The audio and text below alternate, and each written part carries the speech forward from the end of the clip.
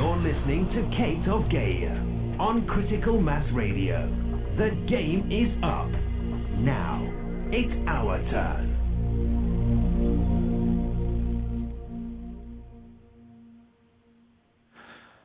Hey, good evening. Welcome to Outside the Box here on criticalmassradio.co.uk. Yours truly, Kate of Gaia, coming at you live.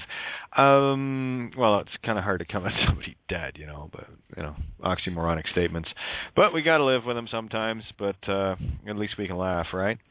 Wow, it seems that I'm working on an essay right now. I'm going to share it tonight, but it seems that it was on the pulse because I have been inundated. I was offline for a while today trying to defrag my computer, but in the meantime I was inundated, and I am constantly inundated with the same questions from the same viewpoint, and that's not a make wrong, okay, because I do get this. I know what's going on here, and this is why, and I know those that see exactly what it is I'm talking about, that because they're actually experiencing it because they chose to walk it, they're seeing the magic for themselves. This concept is almost impossible to convey, because while one is looking for an answer outside of oneself, one is still not looking in the right place. The only thing that I and others can share with people are the experiences we have and the net results thereof for the observation by others in a neutral position. Unfortunately, neutral is not something that people are positioned in based on the programming that we've all had to endure, and it makes it very difficult. So I've been working on an essay. I haven't even got a title for it yet, but I'll continue writing it because I think it's extremely important to convey this. And the simple answer for me to anyone asking about physical this and physical that, sorry, can't help you. All I can do is show you, and so many others are doing it for themselves. The ones that actually caught on to what was going on, you find it. How do you put this? You see, again, this is why I like using allegories and whatnot. And there's really no easy way to put this. That I haven't said the same thing every single night for the last I don't know how long. And I've been saying the same thing. And it goes right back to finding your own yellow brick road, starting to see the magic contained in that road. And I've been talking about that probably, close on 2 years now. So, wow. Anyway, where are we going here? Yeah, I'll go to the essay and get that done as well. Something else for others to keep in mind as well. If you're going to hang out with those that are idiots, let's say, religious types or whatever, don't waste your time getting into conversations with these monkeys. Plant your seed and move on, because if you want to babble with fools, you're going to create with them. Not a good position to be in, given that there is no polarity in all creation. Everything is granted literally. And why it was so important to get us caught in a literal way of thinking, and that is where polarized perspective comes into play, where people will see something as being right or something as being wrong. And I got to tell you, just it can be overwhelming when you just start observing those around you as to how deep the programming in the hypnotic state is with so many. So many cannot even fathom the notion of doing anything outside of what they've been living in. Remember that society or humanity as a whole has been running through the same program over and over and over. And we're born into it. And when you start ruffling other feathers, of course you've ruffled your own at this point, asking why, what the hell is going on here? You really start to see how retarded this place is. It is. It's retarded. Everything's in the mirror here. Those that are claiming to be, I've covered this. Let me just do this little essay thing, and then that'll hopefully get people in the right headspace here. And I'll cover a couple of things that happened with me, and this is in response to one particular chat that I was having, and I certainly hope that Alonzo is here listening tonight. I'm sure he is. He said he would be. So I'm going to direct a few things to convey this from a personal experience. And you see, my mission is quite simple. I have experienced a lot of things, been through a lot of turmoil, taking the system on not from the bottom up, from the top down. And it was fast and furious. So a lot of things, remember, I've if you want to talk in terms of truth movement, I've only been in this movement for just over 4 years. Really, that's it. I mean, hell, I was only in the movement for what? And I say movement, like not like it's a bowel movement. And actually, thinking back, it probably was. But I don't bow to anyone's intent, and that's my own. When was it? I sent a notice of understanding, claim of right. This is back in the moronic freeman fucking sovereignty days, where the rest of the idiots didn't know any better. I know better now, and that's why I can look back and say, yeah, they're idiots. I was an idiot too, but I learned. I moved on. You know, as soon as I found something that wasn't true, I couldn't stand on it. You see, that was just the choice I made. But anyway, that was May 26th. The exact date, May 26, 2010. What do we got here? That leaves June, July, August 15th. They showed up at my door. Well, they were tailing me up to this point anyway. They showed up to my door, a couple of baby cop Guelph bylaw monkeys. Of course, they tried to serve me 3 times. I've actually got 2 of them on video, which I still have to edit and get up. Where an actual bailiff confesses on camera, just like the cop did after he served the rock. You can't make this shit up, guys. But, and then, of course, September 1st was the Judge Bows to Sovereign video, where people were too busy trying to pick apart what was going on, common law, legal, and all the rest of this shit. They missed the basic of one of these things is not like the others. And that's really the only thing that I was hoping people would get. You know, you're not going to see that on, a monkey fest show like Judge Judy or, those other fucking retarded cop court. Look what they do. They sell all this shit like it's real. And people buy into it. Of course, they play it out on TV the same way they play it out in courts because it's all an act and it's all a bluff of the highest order. Anyway, it's once you get along the road a little bit, this stuff starts to not only make sense, but you start to feel the empowerment instead of this slavery, and of course you end up with probably far more questions than answers, but those answers can only be answered within the self anyway. All I can do is offer a perspective from what I experienced, what I uncovered, and how quickly the system yielded every time I pushed forward. I watched the system dismantle itself in rapid fashion, and the irony was it was shit that I was doing. So I was thinking, wow, change your mind, change your universe. This actually might be true. Of course, I had the notion that it was, but when you start seeing it play out in real time, that it gets pretty wild, especially knowing what was to come later in terms of being kidnapped and all the rest of it by the very people that society is taught to look up to, mayors and cops and the media and whatever, which is just a load of shite anyway.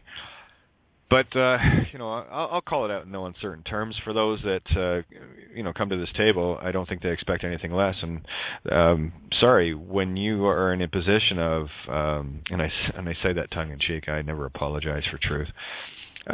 When you find yourself standing in a position of completely unyielding to anyone's bullshit or nonsense, defiant to all the liars and all those caught in the matrix of the dead carrying out the dead, if you think for 1 second I'm going to buckle from this and I'm going to speak lightly of it, 30-day psyche val. There you go. Take a walk. right? And might as well get back to the disclaimer. Those that cannot handle the truth and are not willing to stand in it, here is a warning. What you are about to hear and what you have been hearing at this table for so very long is truth. And the instant you have an aha moment, you are then required to stand in that truth. And if not, don't worry, the universe will give you a spanking. It's a lot easier when the universe throws these stupid little tests at you. Like they're so wimpy in context compared to what I've been through now. It's like, is that the best you got? And of course, I know it's all a bluff. And this is all I'm trying to convey to people, that this whole system and its control and fear and guns and fear porn, it's all a fucking bluff. And I don't know what people aren't getting about it. I mean, what is a high cliff called? It's called a bluff. So, you fall for the bluff, that's you, the lemming, falling off the bluff. And with the rest of the lemmings. And if that's your path, then by all means, don't worry, you'll get to come back and repeat it. And this voice you will hear tonight, you will hear again. And it will be in the form of a fucking deja vu moment from Kate. And for those new listeners, yeah, the voice is a little deeper than you'd probably expect from a girl, but them's the breaks, okay? Had a cute text the other day. Someone was really confused. They'd heard about my stuff and the shows and whatever, and they tuned into a few of the shows wondering, who's this guy talking and where's Kate? Well, that's me. So, yeah, it still happens. It's quite funny. It's actually cute. So it's all good, At the end of the day, it's so easy. Anyway, I'll share this with you guys, and then we'll get this open a little bit, because it's about staying within the concepts of things, and hopefully I can ease some minds a little bit, because in all fairness, what is shared at this table is so mind-blowing. It is very difficult to accept at first glance. It takes a bit of time. It's like a fine wine. You got to let it breathe. And this is why I constantly and consistently tell people to slow down. The brain is going off in all these different directions. Remember, the mind, your ore has been mined from you already. You got to get out of the head and into the heart. That's the true mind, the true empathic, divine, feminine creation source. That's where you're going to find the understanding. And you're going to have a whole lot less in terms of questions, and a whole lot more in terms of answers once you can shut the monkey brain down. And that being said, so let me share this, and then we'll take it from there. Because this is not done yet, but I am addressing this very concept in this essay that, like I said, I've been texted today and yesterday. It's kind of funny how that works. Anyway, here it goes. It really is quite simple. If one cannot stand in the truth, then one is standing in a lie. If one chooses to deny truth, then one is far more than just a liar. One is a snake oil salesman and a thief of humanity and universal law. It is insane to think that anyone who plants a seed of poison ivy is going to get roses, let alone expect them. Perhaps another look at the seed packet, self, and what one truly tends to grow. To even begin to explain or describe something known to self and unknown to others lacks the words in the literal sense, and why the ancients used allegory, parable, and analogy to convey the concepts in a way that children can grasp by forming pictures in the minds of those who can fathom the depths of truth. I've often pondered and been asked many times as to why any truths must be hidden from plain view. Well, it didn't take me long to understand why, just a little longer to fully see why. This is where the mundane physical parts ways with the spiritual realities, and where the vast majority, not responsible enough for this knowledge, walk in proverbial circles until they too wake up to this realm. It is my feeling that man was boosted too fast, too soon, and too ignorant to fully grasp the magnitude of knowledge they were not spiritually ready for. It has long been conjectured that man, as a species, was altered genetically, and why no missing link in terms of foolhardy evolution nonsense cannot be and will never be found in the physical sense as far as fossils are concerned. In effect, we were given things that we simply just weren't ready for. Period. Knowledge and intellect is one thing, while wisdom is quite another matter altogether. I've long put forth the notion that man has the ability to destroy itself 1,000 times over, yet no one took the time to ask, why? Pure madness, and what makes it worse is that it has been our own creativity used against us by those lacking the divine feminine creative soul, for lack of making it any simpler than that. In a universe of free-willed consent, all that needs to be captured is the consent where all manner of trickery has been used, skirting the very edges of this most divine of laws to secure our abilities to be used against us. Our greatest strength is our creative soul, something the tricksters don't have, which lends itself to the motivation of why there are those that are soulless would steal in full honor and consent the most powerful of all things in the universe. We are dealing with even less mature entities that haven't earned their souls yet, and are looking for the shortcut to this realm without going through the process of understanding why weapons of any kind should never have been dreamed of, let alone made. The more outrageous and fearful of humans will scream that we need them to protect ourselves, all the while not seeing that an enemy had to be invented first, to even entertain that notion in the first place. This is the master game of the deceivers that is now at its end. I like to entertain the thought of why would anyone or anything do such a thing. Then I look at humanity getting an unearned boost into knowledge without the prerequisite of wisdom aforehand. Wisdom only comes with experience of the things one would do and either regret or grow benevolence from. Fortunately, in both cases, growth is the end result anyway, but can be a painful lesson where responsibility of one's actions is concerned. It is extremely easy to separate the wheat from the chaff, however, and it's as easy as seeing all those that purport to be leaders, royalty, clergy, court, city and law officials, as the most immature of all, where it is safe to say they lack the wisdom to contain any soul whatsoever. Regardless of any argument to the contrary, I paint them all with the same paint roller because they are known by their actions, the result of intent. Ignorance is the biggest soul killer, and those that are involved in any system, control job, or role with any soul are feeding the very beast that is draining them of this pure creation source. Those that have created the systems that control humanity by their consent to be in and of the system have no fear of reprisal in that they already have the consent to be the master, where slaves can cry all they want, to no avail. Could it really be this simple? Well, absolutely it is, because anything that anyone agrees with, they are in spiritual contract with. Most are disillusioned regarding this because their own creative ability to think for themselves has been mind-conditioned out of them long ago.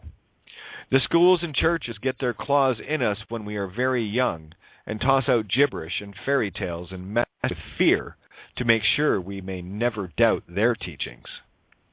Fear is the only tool these most vile of entities know how to use. If one seeks proof of this, just even question the accepted and programmed norms of anyone and watch the fireworks go off.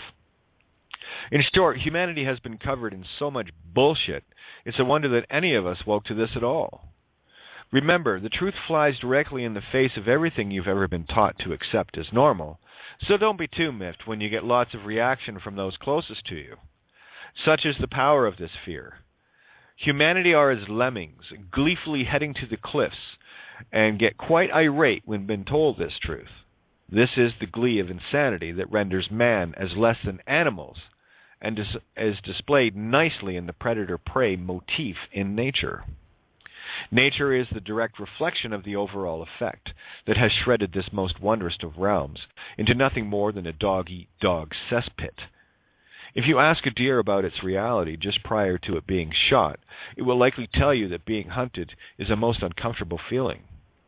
It will be the same with a cow or a pig, human-animal hybrid DNA, by the way, just before its executioner places the bolt gun to its head prior to slaughter, while it lived its last few moments knowing full well what was coming.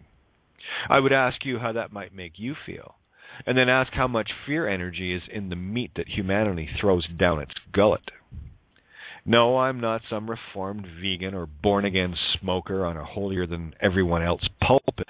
I'm simply a realist that chooses the wisdom in matters such as these, and allow others to see it or not for themselves. It makes far more sense to present the facts than some emotionally unstable, holier-than-thou activist that is only pissing people off whilst giving them all the resolve they need to be vengeful and continue the death-eating.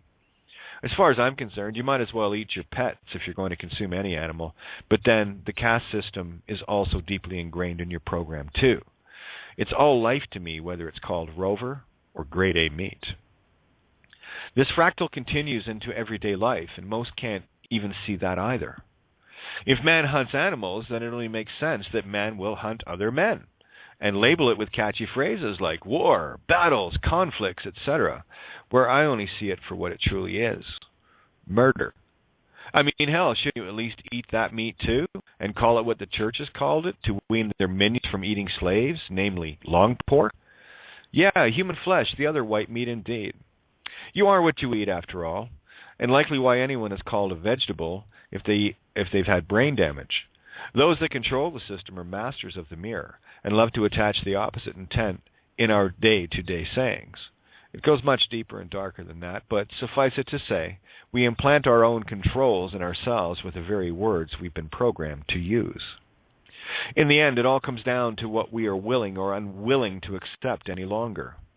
We are razzled and dazzled every day with our toys, our gadgets and gizmos, and thus distracted to a mind-numbing degree, and that's exactly the way the masters like it. I think the hardest message I share is the one that says we do it to ourselves. And it was in this truth that the answers finally started pouring forth, where there were only drips here and there before this. It is very easy to blame another for one's misfortunes, but the real digging only begins when we accept full responsibility for our choices. I say full responsibility because in order to enter any duality conflict with another, it is we who make the choice to engage or not. The real fear comes in when we have wronged another and do our best to avoid them at all costs. The really deluded ones cannot entertain the idea of making amends either, because they're so conditioned into pure duality, accepting any sense of peace is no longer in their nature. This is one of the deepest set psychoses in the overall ego program. It is the one that continues to make another wrong to give it a sense of power. If you want proof of this, try making amends with someone, even if there was no intent to harm them, or anyone, where it is their delusions that hold that firmly in place anyway, and they will claim you ran away where you simply see it as pointless reasoning with an insane individual. I have met many of these in my life where they prefer to hate, make others wrong, and blame everything outside of themselves, because they are at the lowest level of power in their existence, soon to lose it all anyway. Dare to disagree with any psychotic, be it a cop, clergy, family, friends, and society in general, and what fear and hate programs lie in this key of insanity. Tension or ignorance will never make amends until they either see this truth or journey deeper down into the abyss of lost consciousness. Without a conscience, the consciousness cannot exist because the S or divine feminine empathy has been extricated. Even the phonics of consciousness proves it out literally. Conch, a shellfish. US is the balanced masculine and feminine, and ness meaning a state of being. Or, try this out, meaning a state of being in a shell, or one who has the key, chi, the key, the X, which is Io, the goddess, the 10, which is infinitely mine, law of truth in awareness of self and all. Con, key, usness, where con means with or without as well. Many layers. There's no rationalizing with people that are so lost in their own programming that isn't even their own to begin with. For those that have made it up to this point of empathic, being ruled by the heart versus a corrupted by design mind, well done. But this is only the beginning of the real steps back into a magical reality. We have been well indoctrinated with fear, so don't be too put off every time you get that tinge of doubt as you continue forward into a long-lost wisdom. Those tinges are merely indicators of still-running programs that need to be destroyed. The only reason one feels they cannot do something is because we've been told from the get-go that things like levitation and flying were impossible, and we bought it. Try telling someone that they can change the world with but a thought, and they will cringe in fear and self-doubt. like good little robots. We have long been controlled by fears, and that everything becomes an imagined mountain from molehills, and why most cannot accept responsibility for their actions, with all the scenarios of what if going fractal in their minds. The reason why people refuse to confront these things is because they cannot accept responsibility of harming another, and will do everything and anything to never face this in their own mirrors, let alone you or they as the constant reminders. Of course, people that have stolen from me cannot confront me, because that means looking in a mirror they are terrified of. The irony is, until one does, they will be trapped in their own mirror, just like how one traps any demon. If one is thinking in a physical effect sense, one is blind to spirit, and will be powerless due to your consent draining your life source away, literally. Fortunately, there are many more now that are beginning to see the very things I've been talking about for a long time.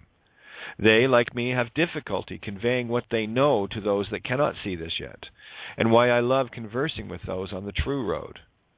Again, the road is narrow, and few shall find it, while even fewer who do find it haven't the balls to walk it out fully. What part of "you're on a suicide mission anyway" aren't people getting? If you're stuck in the physical mind, well, you're already dead at some point, so my best advice is to get your living on, eh? The only difference with living is that it's immortal, unless you like boxes, holes, funerals, fear, etc. And I will continue it on from there, but that's where I got to today. And this is the part that people, I know I am one of those people, find it the most difficult to walk past. Because what happens invariably is that dragon eating its own tail, the ego, the left brain, intellectualism, figure it out, gets in the way, where the ego tries to rationalize something that cannot be rationalized. The ego can't even conceive of spirituality. Let that sink in for a second. The ego cannot conceive of spirituality. It's not in their program. You see, the ego program, or the physical meat-stick body program, call it whatever you want, is only programmed for one thing, and one thing only: survival. If something is immortal, what the fuck does it need to worry about survival for?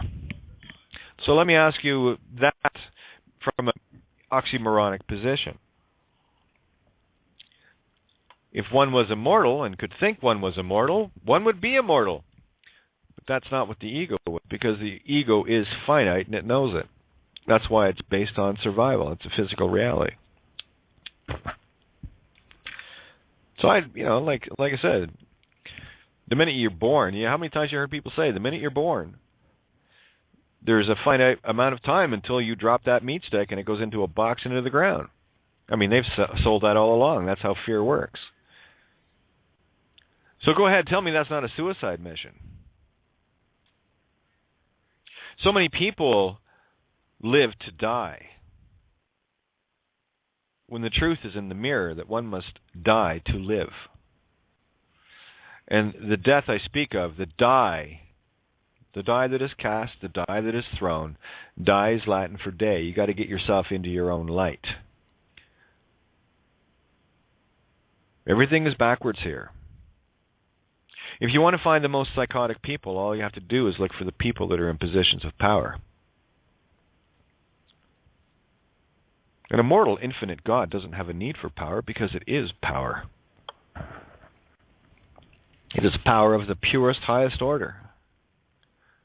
And I look back at, the teachers like Thoth and Jesus, Muhammad, Buddha, Zoroaster, Hare Krishna, Ahura Mazda, all of these great teachers across this planet were all saying the same thing. Unfortunately for humanity, those that came in and dicked around with the fucking DNA that messed it up, that's why you're not going to find a missing link, because there isn't one. What happened here was a bunch of kindergarten kids got taken out and put in university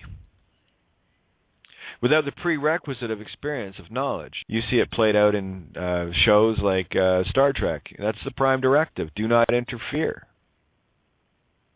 I mean, hell, even in I think the last Star Trek that was out, the scene opens up with them on planet Nibiru of all things, and of course the Enterprise is underwater, out of view from all of the locals, and the game was to stop this volcano from erupting so that it wouldn't wipe out this entire civilization.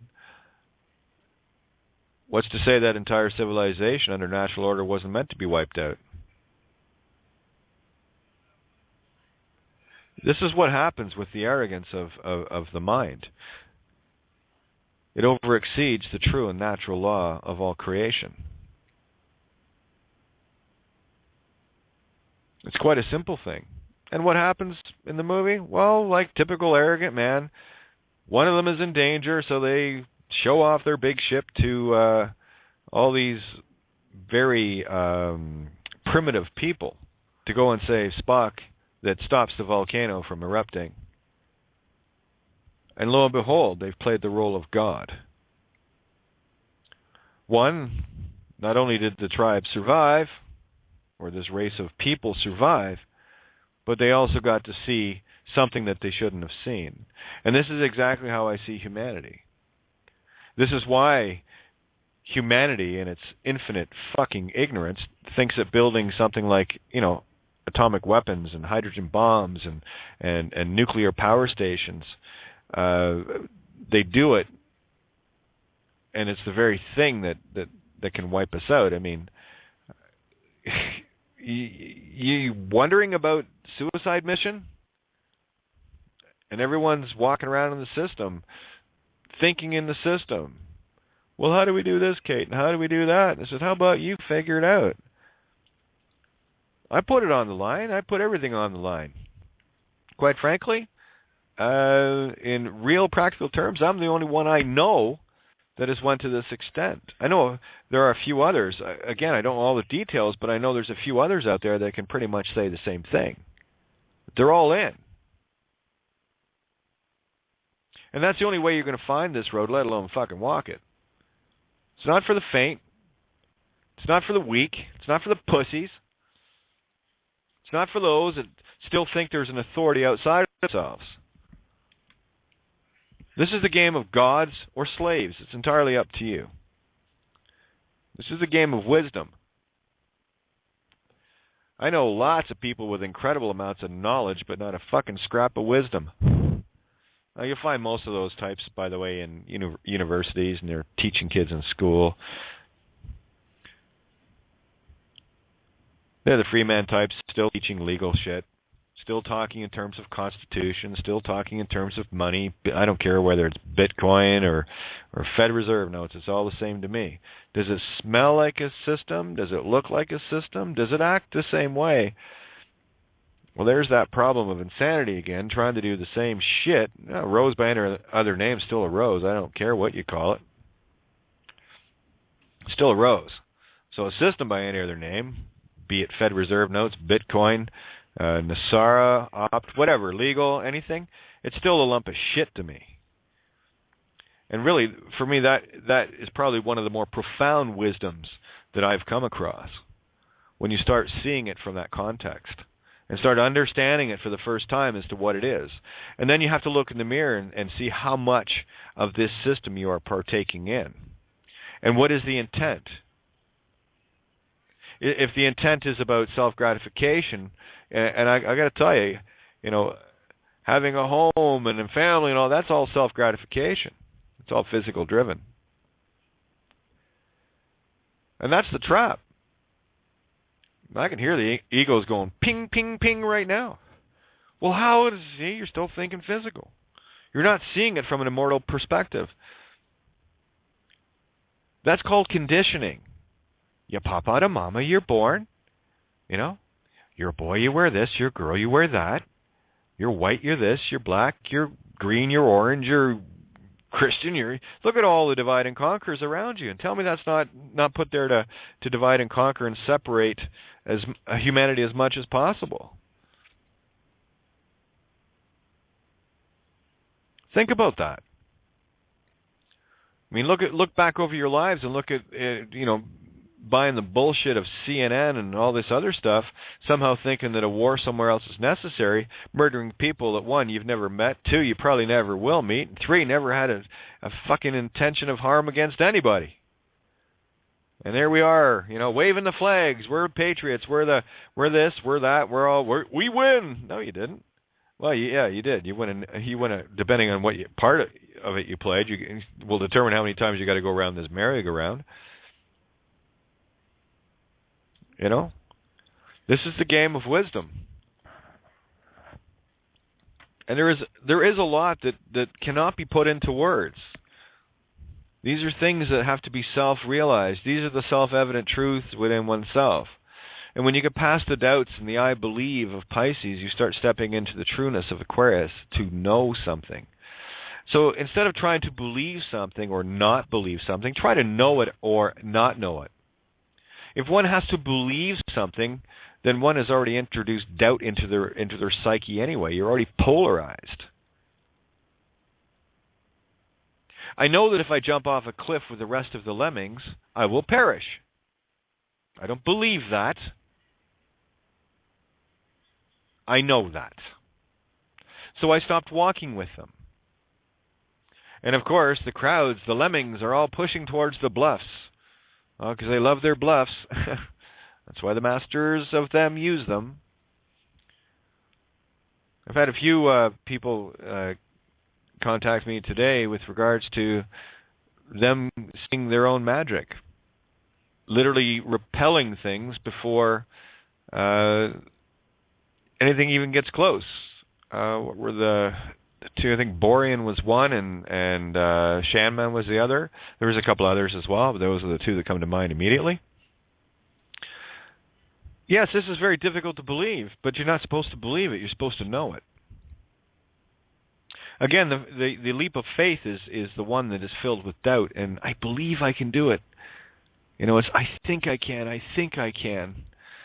It's when you finally crest that mountain and you start really picking up some speed, you start chugging along saying, I knew I could, I knew I could. The little engine that could. You might want to read that. It's some pretty profound truth in there. And that's the one thing that's going to separate people from Pisces or from Aquarius. The state of being. From the believers to the knowers. Noah's Ark? Yeah. Know your ahas. That's your spark of life. But they'll still try to sell it as being something like a boat with some guy and a family and fairy tale shit, right? I forget what show it was on. I saw, a breakdown of Noah, the movie Noah, by the way, which its premiere was, delayed in England a couple of days ago due to a flood. Yeah, you can't make this shit up. But anyway, apparently 68% of Americans still believe the fucking Noah story. And you wonder why the world is the way it is? So we've got to start taking responsibility for ourselves. And this goes out to those that would celebrate Easter, celebrate Christmas. Think of that for a minute. I mean, hey, I have no issues saying screw it all because it's all bullshit anyway. I'm not going to buy into somebody else's paradigm, somebody else's nonsense. I'll be damn sure. There's one thing I would change is the only Santa Claus my kids would know is a true one, the one within themselves. They would know the truth of what the fertility rites and rituals are with the Easter bunny and the egg, the consciousness double hex. They'd understand the reasons why dancing around the maypole on May 1st is so relevant. I wouldn't lie to them about a tooth fairy. I wouldn't lie to them about Santa, and I certainly wouldn't lie to them about some Easter bunny. And I certainly wouldn't lie to them telling them that Jesus was born on December 25th and crucified in I guess, April. They got it all backwards. So we have to begin looking at the lies that, one, we got told, and two, are we going to perpetuate these same lies to our own children, to our own societies, or are you going to be able to stand up and say, nah, it's just a load of shit? Yeah, you're gonna run into some flack. Of course you are. The vastness of humanity has been duped by this. I see this duping still running rampant in some of the most intellectual people I know. Some people that should know better, that are still clinging on to somehow the system is real, where they miss the whole point of the magic within. And nothing makes me happier when I get texts and phone calls from people talking to me about their magic journey and how people were just repelled from them. This is where you get to see the magic, which is very, very, very real, because that's what it really is. Creation itself. How do you think all this got here? Some gray-haired monkey in the sky with a penis? Really? Go ahead, find a church that someone in it doesn't believe that bullshit. Crazy ass stuff. No, we have a lot of hurdles to overcome, but please do not waste your time with monkeys. I go back and I look through my past for, of course, contrasting reference points, and it boggles my mind to know that how many times that people, family and friends, came running to me for advice and help and can I do this for them? Can I speak for the family here? Can I do that? And of course I could. Because it was comfortable, it was convenient for them, and they knew that I knew what I was talking about, and I could carry myself across that way. But the instant it turns into real truth, the real hard stuff, the real stuff, how quickly they ran. How quickly people felt the need to wipe their golf-cleated shoes on my face. How quickly they were to condemn. Yet they'll still use the tools that I put out. I'm talking some people in the free man movement. And sorry, if you're still using legal, you're a free man to me, and you're fucking psycho. If you're using anything in the system instead of standing in your truth, you're psychotic. And while this might not sit comfortable with many people, ask me if I really give a fuck. No, if you want to be the carrying out the dead, that's your call. If you think that there is some need to speak of a legal remedy, then by all means, knock yourself out and keep going circular. And don't worry, the universe will take you out. And it won't be in the way you like it. It's as simple as I was talking yesterday with regards to the concept that I placed across, that, sorry, I do not understand anything on this document because you didn't provide the proper definitions, and I'm not going to assume and presume anything that is written here, because there are countless intentions contained within each word. I'd be more than happy to entertain it once you've outlined your intentions. And by the way, in the outlining of your intentions, I want to know the definitions of those words as well. And as you can see very quickly, it goes fractal. There is no answer. They cannot respond. Far too much assumption and presumption goes on. So by saying that, it's like, sorry, I can't understand anything you're saying here, because you haven't given me the definitions, the intent contained within the sound. Which language are you using? I see that you're using the Western alphabet sigils, but some of those shapes look like others as well. Some of them look like numbers. Some of them look like zodiac. Some of them, so... you might want to outline that as well. I don't need to get into saying, well, state your claim and this law and that after that, because quite frankly, if you're trying to tell someone that you don't understand what to say, why the fuck are you proving that you do? Why are you proving that somehow legal and all that nonsense is real? It's kind of insane, don't you think? I don't understand anything legal that is written, or anything you've written here, because it's all done with assumption and presumption, and it has to do with legal. Yet you'll come out the gate and start talking legal. You either understand the stuff or you don't. And go back to the early thoughts of understand. Well, it means to stand under. Yeah. means a few other things too. We've uncovered all of that. But in the literal sense, right at the surface, do you understand? Well, people say, yes, I do. Well, then they have a master. And I've heard it all. I was part of it years ago too, guys. When I say years ago, it's like, seriously, really less than 4 years. I'm really old hat in this, you know. That's the joke. But this is, if anyone needs proof of the truth, it's very simple. Once you stand in it, it doesn't come in dribbles. The truth comes pouring at you. And it will be a little unnerving, but it depends. Is your infinite immortality worth it? Or do you want to keep playing the same game? Because you're going to have to come back through and confront the same thing. So why not do it now? Hell, you're on a suicide mission anyway. And not only that, if you don't stand in the truth, you're saying it's okay for kids to get murdered. You're saying it's okay for these soulless entities to control the masses and have us killing each other. It's okay for them to get us to design and build their atomic weapons so they can wipe ourselves out a few thousand times over. That's okay with you. It's as simple as saying no. Whose authority are you under? Yours or somebody else's? You know, people can talk to me all day long about, well, you know, I need to have a license to do this and I need to do that. Well, that's fine. That's what you need to do.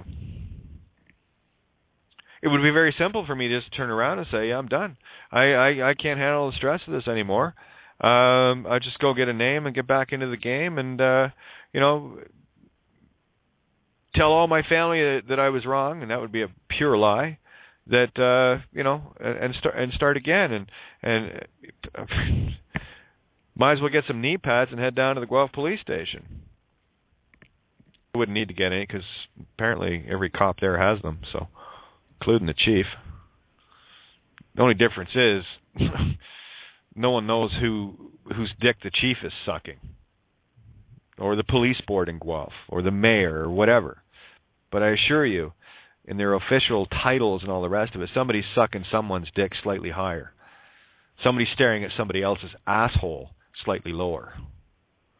And you wonder why this world is so messed up. Former finance minister in Canada, Flaherty, apparently he just died. Good, there's another one out of the fucking way. You see all these robots. Oh, he was such a great finance minister. Yeah, he's only, you know, guilty of crimes against humanity.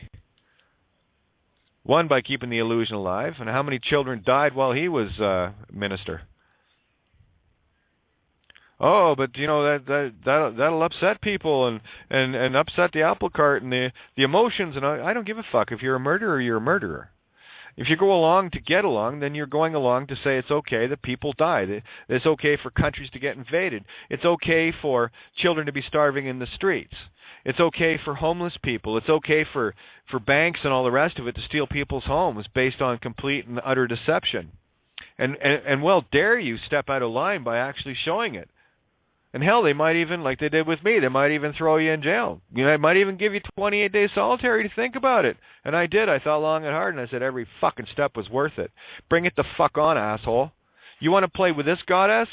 You picked off and bit off far more than you could ever chew. And by the way, you can't chew any because you got someone's cock in your mouth. It really is quite simple. And I call it out as I see it. And to the average meat stick mainstreamer, this might sound very harsh. Whoa, she cusses a lot. No, I don't, because I know what the words mean. I'm trying to remove the charge on it from your polarized position.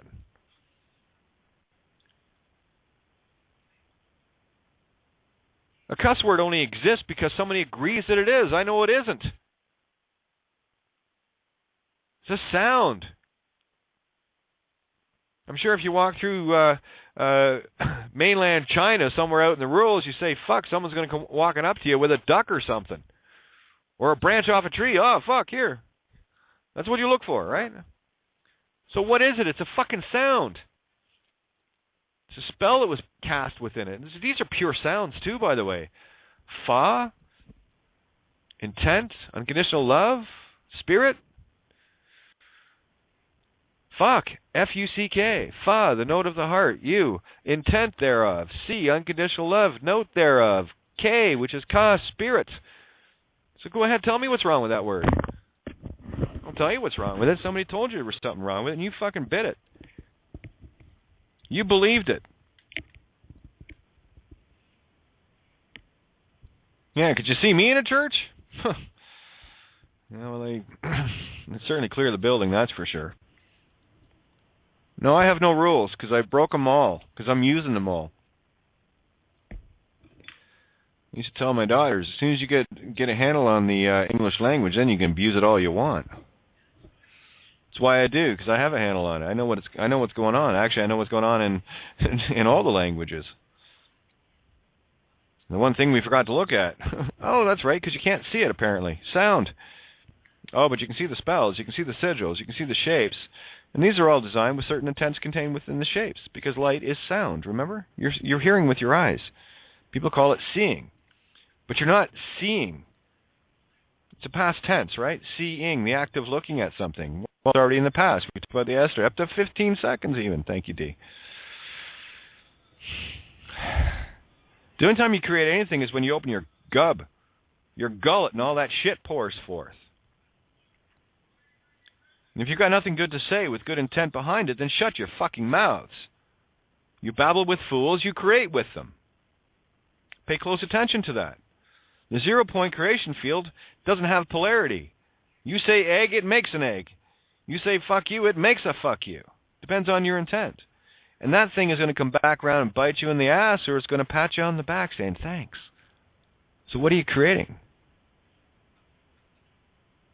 It takes a little time to get through this. But once you do get to the other side of it, it all makes a whole lot more sense. I'm just not dealing with idiots anymore. You know. What was the latest I just caught? Where was it? Let me see. What is it with all of this spam that I'm getting? Unbelievable. I have to block at least 20 Skype and Facebook things a day now. I must be making somebody really nervous. That's good. I like making system nervous because I know I can. Now, let's say for those, I said I was going to get into some literal examples. Prior to them stealing my home, and when I stopped making mortgage payments because I didn't believe in paying to a death pledge, I stopped paying for everything, electricity, gas, and whatnot, because that's how close I was. And this is going back over 3 years ago. Now you might have an idea as to why the system jumped so hard and so high and so fast on me. I was onto something. And they knew it because I had the mailbox off the wall and everything. Numbers gone. Anything that would have joined me to the name and all the rest of it, gone. See ya. You know, the empty threats to put the eviction notice up. No one showed up. No, they had to wait until I was off the property so I couldn't defend my family. Then they kidnapped me at gunpoint. Oh, I look back and I see all the reasons. And I knew what happened and why that could be assumed. And remember, it's all about assumption, presumption. And Kevin McCarthy still got a promise to fulfill. You promised me that night that you would take me or get one of your guys to take me anywhere I wanted to go, and I told you just take me home. And so we can't do that. Too late. The contract's there, bud. You're fucked. You are spiritually fucked. You are spiritually fucked. Don't worry. You get a few more go-rounds to figure that out. So in the other timeline, when you confront the other version of me in that timeline, you might be thinking twice. Because I'll tell you this right now. I don't make the same mistakes twice. I make the mistake and learn from it. It's a mistake, right? So it's a movie. Reshoot the scene. So I reshoot the scene. All the world's a stage after all. It's just a movie. I just learned how to direct my movie a little better is all. And that's all I'm trying to share here. So anyway, if you've got something in terms of needing to get electricity or whatever, start looking at what you're holding on to. You see, these are the things I cannot help you with. These are the things that you have to decide whether your soul is worth it or whether you're just going to buckle under the pressure all the time. And at the end of the day, why is it my problem to take that fucking burden off everybody else? I had to deal with it myself. And that's the problem with humanity. Humanity's walking around waiting for somebody else to do it for them. I say it all the time. Have I not done enough? Have I not given all in? You know, I love listening to people talk to me, and they're very comfortable in their homes and their families and all the rest of it, and they can't grasp what it is I'm doing. Of course they can't. You know? I know my experience. No one knows my experience like I do. Only I do. And I know there's others in the same position that have went all in, that have said, fuck this, it's worth it. Absolutely. Immortality is worth it. Or you can play the meat stick, and you will get drained lifetime after lifetime until there's nothing left to drain. You're the one that has to make that call. I can't make it for you. That's a trespass free will choice. So if you want to be of the dead, then go and bury the dead and shut the fuck up and fuck off. I don't need you around here. You're either going to stand or you're going to fall. And don't be looking. Listen, I've been standing all this time. All I'm seeking is shoulder to shoulder, and I got all these, a lot of people in my life that could do nothing better than just quiver in absolute terror behind me, hoping that I'm going to write the document that they don't have to do anything. Well, yeah, you see, you're missing the point of the game. It goes back to anything I've written. It's just a piece of paper with words on it, unless you understand the concept. It's an empty grenade. Throw a few of those into a courtroom and see what happens to you. Oh, yeah, you'll get a reaction on the first one. But then when they see it's just a dud, they're going to throw it back, but they're going to put a whole lot of gunpowder in it because you don't know who you are. And you certainly don't know what was on the paper. The concepts you're only going to get in your mind. I can't write them. I can convey the idea hoping that you will get the concept, but if you don't get the concept, you're fucked. Don't send it. Shit, I watched one individual, I lost count of how many things I'd done for him, and it all failed, and I know why. Because he never read the shit. He was expecting somebody else to wipe his bum for him. I've met many people like that. It's one of the reasons why I wrote templates. Things that everyone can use. It wasn't just about me, but I wanted everyone to get the concepts. And only those that got the concepts prevailed. The rest of them, and of course, it didn't work, so I'm an idiot. No, it didn't work. You're an idiot. It didn't work for you. It worked for me. It worked for fucking lots of other people. What's your problem? Oh, that's right. You didn't read it. You were looking for a savior. You were looking for someone to change your nappy for you. You were looking for someone to spoon feed the pablum. You're a fucking grown up. Do it yourself. I'll tell you, the instant I wasn't that savior for these individuals, oh, fuck, I am Satan's spawn itself. Oh, yeah. And again, there's the psychotic ego. The only thing a psychotic ego can do is go around trying to create all manner of harm around an individual to give it some sense of elevated power, which it doesn't have. All it's showing is how powerless that spiritual being is, and they're basically done. At that point, they're done. Those that are seeking vengeance are pretty close to being done. It's not about force. It's not about power. It's simply coming to terms with self and finding that peace of you and that peace of mind, and putting those pieces together. It's only then that you will learn to stand all by yourself. Take your training wheels off and stop waiting for people like me to go out and do it so that you can pick me apart because you can't figure the fucking thing out. What fucking part of this reality am I responsible for your idiocy? Mirror fucking mirror, and it better be the one on your wall. Stand and be counted. On the heaps of the dead where the bulldozers will push you into the ground with an unmarked grave because you didn't fucking matter anyway. Don't worry, you're coming back to do it again because you drop your back coming out and doing it all over because you failed.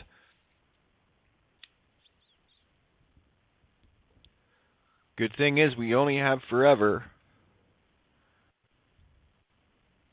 And for those of us that are seeking the truth and standing in it, we know this.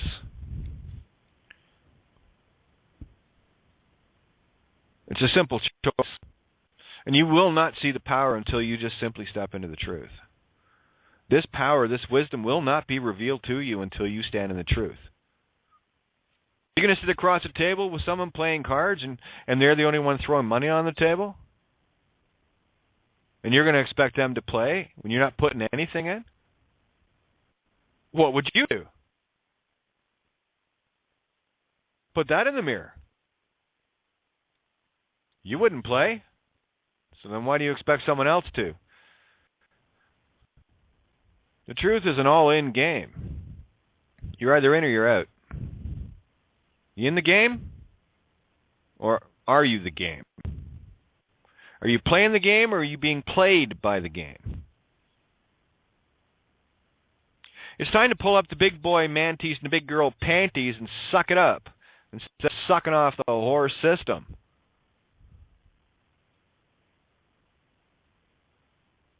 I'm so grateful for those of you that do understand this, and you are making the difference. And one by one you're standing and you're showing the results and you're going, fuck, this is cool. Yeah, because you get it. You know what it means to be an untouchable, bulletproof monk, and I highly recommend people to watch that movie, and you will be very, very, very happily, I can't even say surprised, just with the opening scenes. The monk actually tells you where you are in the game. The only thing I see happening in retrospect, and where most people will slip, is the third prophecy. Where the fourth one is losing the name, because until you get to the third, it's basically where your efforts have helped brothers and sisters unseen by someone else, where you've done good. So how much of your game is revolving around me, I have to look after me, my family, oh my goodness. Part of the game did not get about that. It's where you expand your view, to expand your consciousness, to expand your reality, where you start including all of humanity in.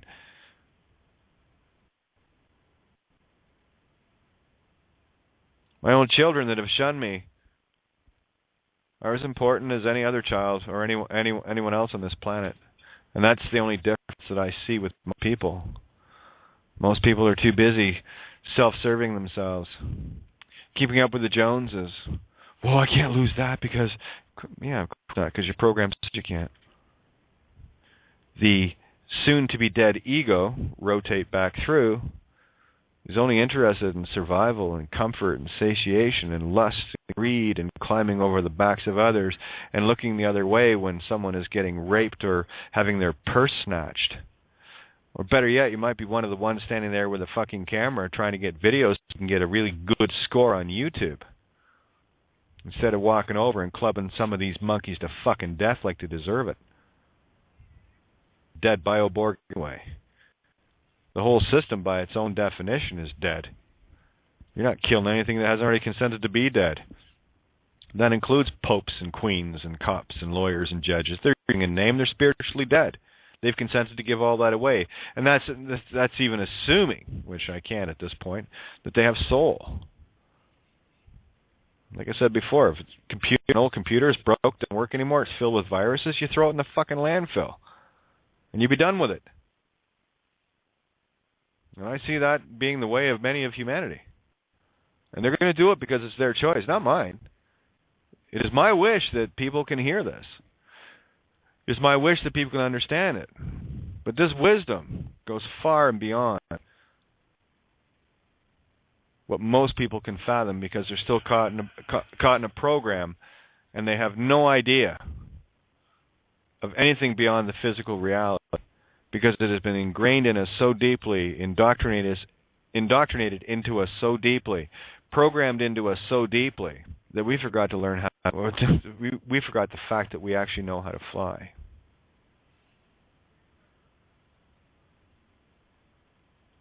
It's time to put your wings on. It's time to stand. Stop standing behind people like me. Fuck's sakes. Truth's there for you.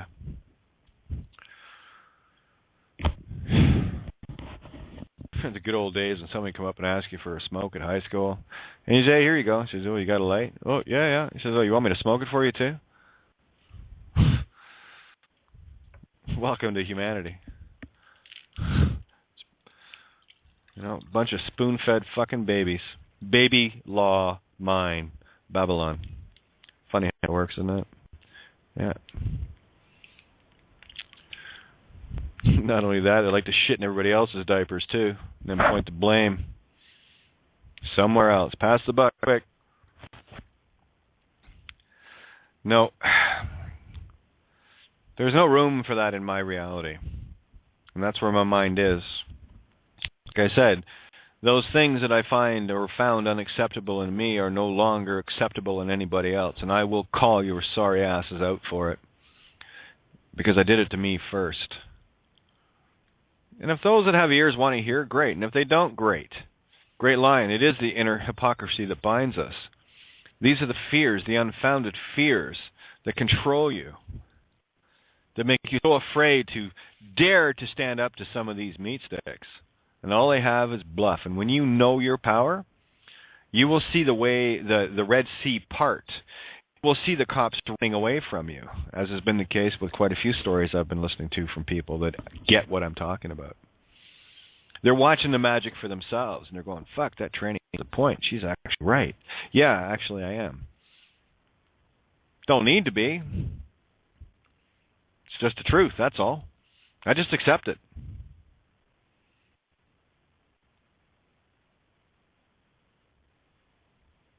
It's been a grueling, grueling road, boys and girls. And for those that have been tuned in for any length of time, have been able to walk that road with me. No, I'm done with the lunacy. I'm psychos, personally. Humanity, just don't waste your time. Plant your seeds, move along. Don't wait until the night before the project before you start doing something. If it is in your mind and in your heart to stop paying for things that you shouldn't be paying for anyway, then start sending off some information from my website. It's not like it's not fucking there. Get off your lazy fucking asses and do something.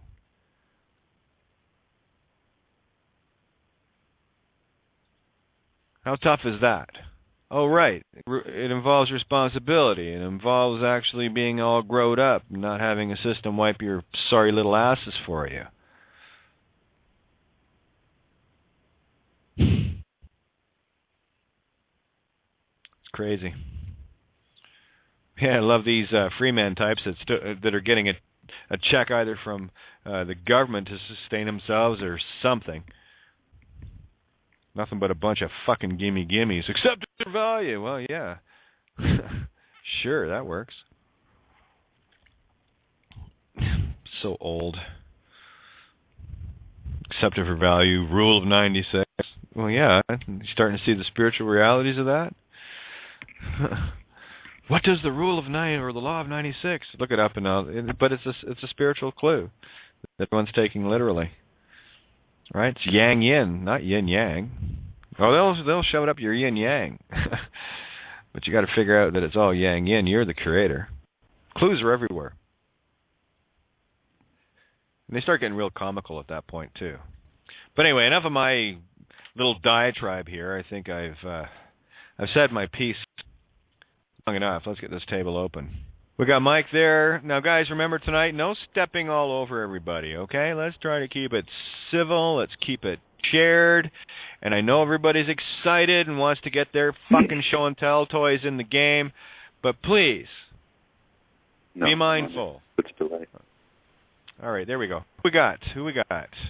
I know I got, looks like Brandon. I got area code, and we got Michael. Area code 360, that's a new one for me. Who we got there? It's Troy. Troy? Yes, sir. Yes, ma'am. Sir? Yes, ma'am, sir? It thing, whatever? It's all good. Don't worry about it. The voice throws. Yeah, the voice throws everybody off. It's all good.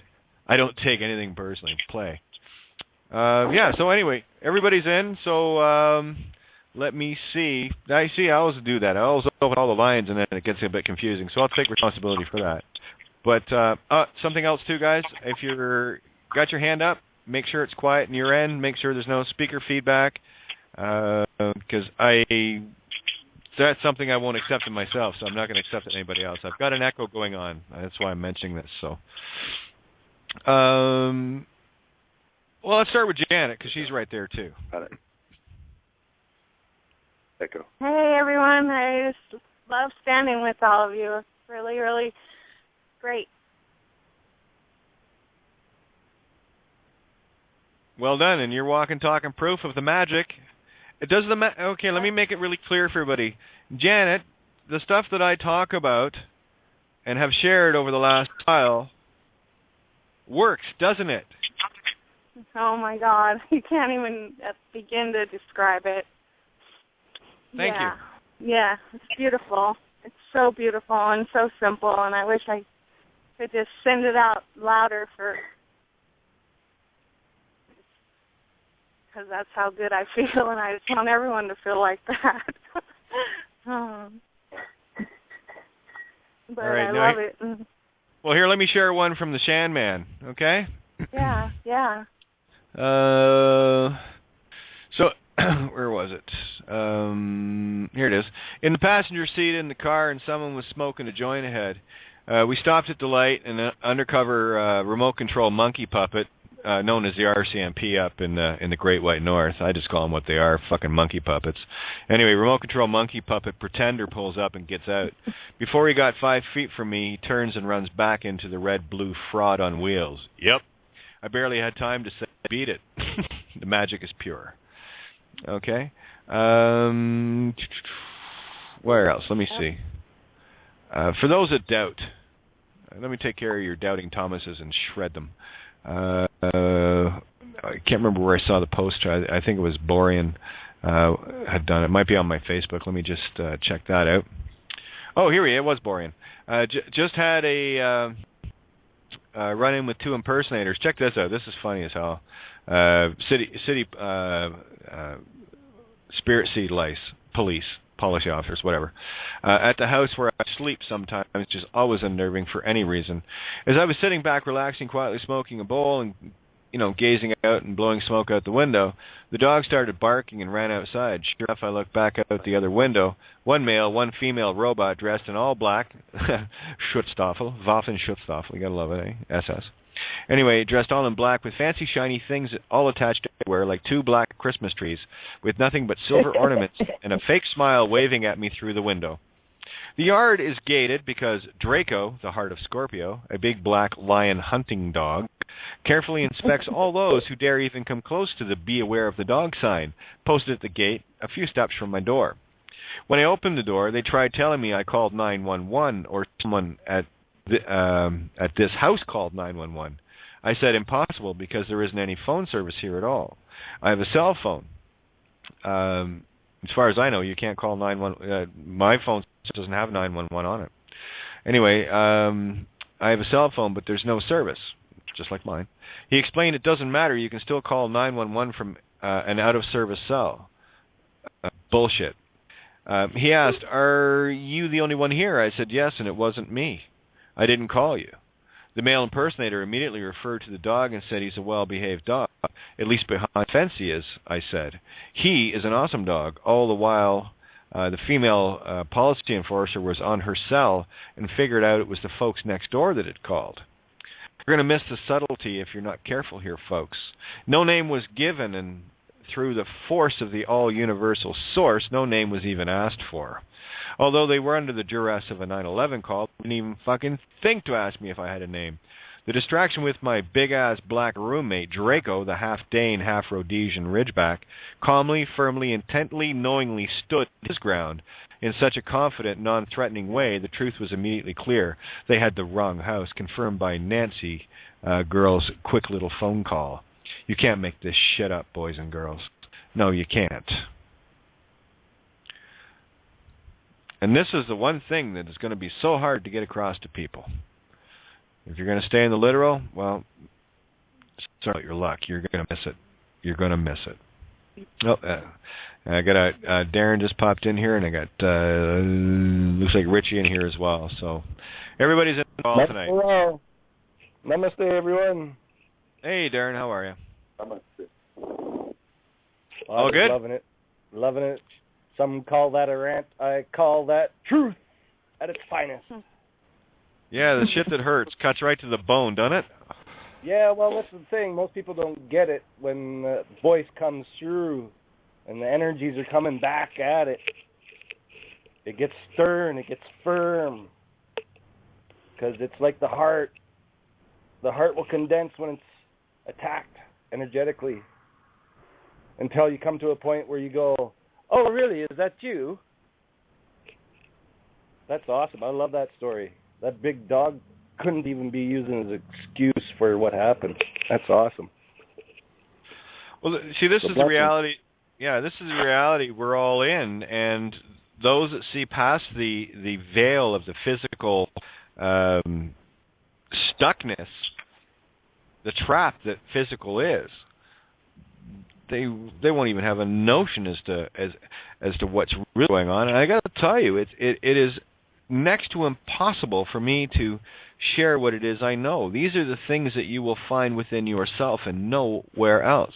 You will see these things manifest for you or not. It just depends on where you're at in the game.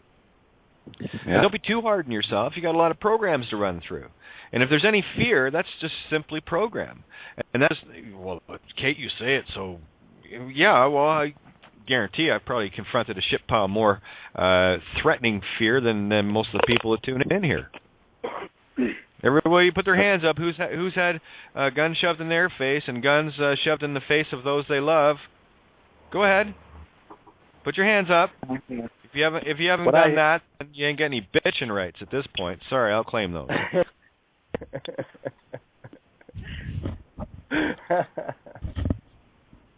None.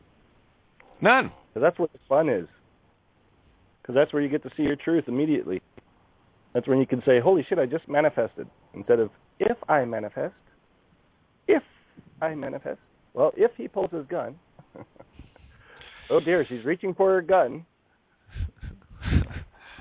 Where do you draw the line? Where did you create?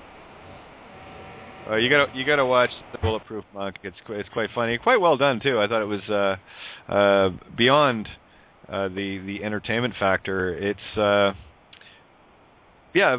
If you can't see yourself in this and which side you're on, you get issues. But at this table, it's one of the things. At this table, I know that people do get it for the most part. There are many that are new coming in here, and I still see posts on my Facebook regarding, well, I need to have my license. Well, that's fine. You need to have that because that's your crutch. That's saying that you are still physically bound, and that's okay. There's nothing wrong with that for you. It's just not what I would do. So at the same time, if I'm going to answer a question, then the willingness to accept that, if you're going to act outside of yourself, then you're already in a contract outside of yourself. So you will either take what you've heard and use it, at least spend the time within that moment to observe it from someone that you've asked, me or otherwise, and then you'll have to rationalize that within yourself, because only in yourself will the answer truly come to light. Nowhere else. I'm just a contrast out here. Yeah, hey, Kate, I like the way that was worded, that the dog took a confident, non-threatening stance, you know. I like that, because that's the way I operate. I'm not in a position of defense, you know. I don't need to defend myself, you know. If anything comes around, you know, I'm not in the offense either. I'm just going to say it like it is, speak my truth, you know. Like see, I know I hold the ace high flush to the 10. Hey, I've got a suggestion for people, because we got a bit of an echo going on. I'm not sure who it is, guys. I'm gonna have to go down these mics if I have. Instead of, and I hear this from everybody, so you just brought it to mind again. Okay, this is driving me nuts. One sec. Let me put a bunch of stuff on hold here. I'm gonna see who it is. Check 1 2. Check 1 2. Check 1 2. Check 1 2. Check 2. 2. Check 1, 2. I'm just going to keep doing this till I find it. Check 1, 2. Check 1, 2. Oh, I know which one it was. Okay. 757. Check your. It could be on the phone too. There's still another one. So let me get the other ones open again. All right. And guys, this is just waste time. Please, if you're hearing an echo, it's on your end, not mine. Logic dictates. Okay, so we'll get these open again. All right. Anyway, when people are talking, they'll be saying blah blah blah blah blah blah. You know, blah blah blah blah blah blah blah. You know, blah blah blah blah blah blah blah blah. You know, start saying I know. Stop putting your contracts on others. Fantastic. Okay. That's a simple one that we just slip in there. Well, it's a program habit. What it shows me, and we're all guilty of it. So again, this is not a pick on anyone. This is something we all do. And someone's breathing into the microphone like they want to have sex. Call me after the show. Okay, thanks. Okay. I told you, I'm not fucking around anymore. Woo! Hello. Okay. This girl is on fire. I'm telling you what, Kate. What's that, love? Absolutely amazing today. Beautiful, on fire. And I just, the dead people we see around us, my way of being is radiating love. That's all I can do.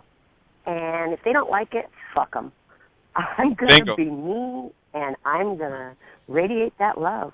I had this little aha moment about control. When I just let go of that control and flow. I mean, that's the only word I can come up with. Just flow, just be. I end up having what I call a come what may day. And I just flow, and my knowings come to me when I do that. I just be, radiate that love. That's the only thing I can do. Was I saying, I know. Yeah. Okay, let me finish what I was saying and why I was saying it. No, stop apologizing. Gods don't apologize. They simply say two letters. Yeah. Okay. Okay. See. Cool, huh? When you get in the habit of saying all the time, what it's saying is you lack confidence. You want someone to agree with you. You want someone to draw into you by claiming what they know. Okay, so this is a program habit that you picked this up in school. All right, and it takes a bit of practice to get rid of it, but become aware of these. What I'm doing now is I'm picking out all these little nuances that we all have, myself first.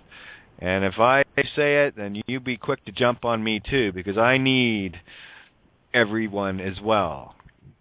Comprende? Savvy? Yep. Okay, I'd like. Lynn, hang on. Again, sure, what I'm trying to get across. No, that's all good. It's all good. What I'm trying to get across is lose the habits. These are program habits. And what it's going to start doing for you, as it did for me, is it starts making you very, very, very aware of every fucking word that comes out of your create hole through your pearly gates. You see what I'm saying? So again, it's about people need to slow down. I hear too much Babylonian just to hear their voice. I want to get off the air. This is why I do this.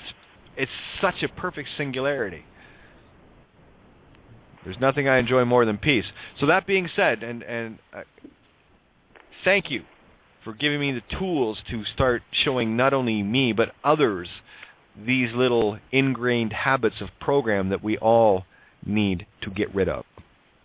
It'll slow you down. It'll make you stop and think about everything you're saying. And I will tell you this. Every time I say an or something on air, I am fully aware of doing it.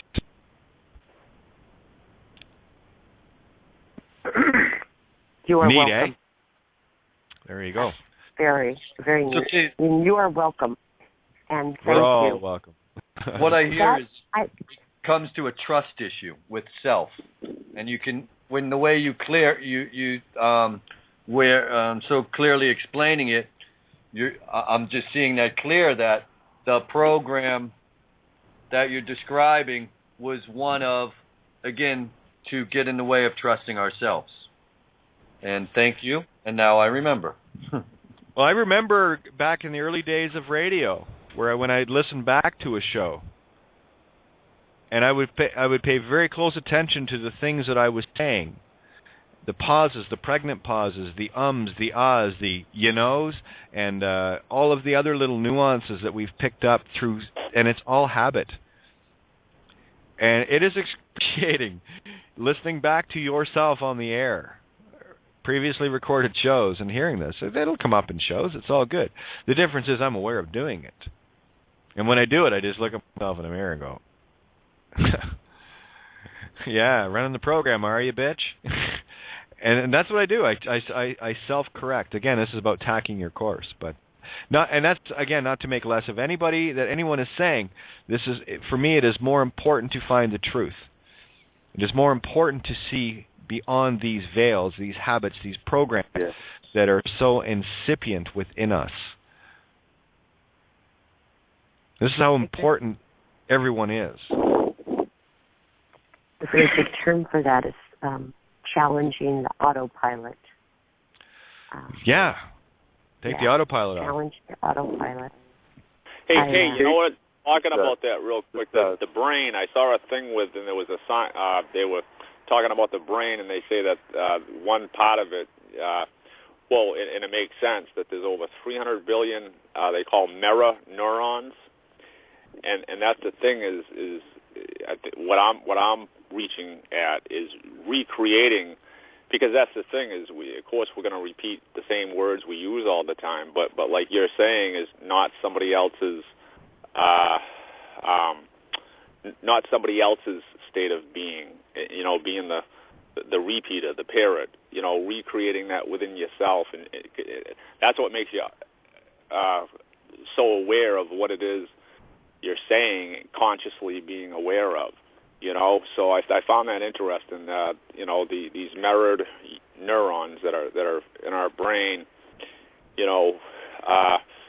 So I think that's a big part of our experience here, is taking on somebody else's mirror versus creating your own, Yeah, that's what Kate was saying about and what they're just saying, Richie, as where so easily we run someone else's program, the program that's just kind of floating to the air when we say you give up your power or you don't think for yourself or any of these other ways that we do it, and you just recognize that as you're saying, somebody else's dialogue, it's somebody else's thoughts, for example. It's the, whether you want to call it the system, the program, you're just regurgitating the thoughts, whether you come from the TV or you pick it up from wherever.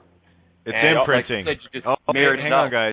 Hang on, because I was listening very close to Richie there, and I had my hand ready to start counting the you-knows.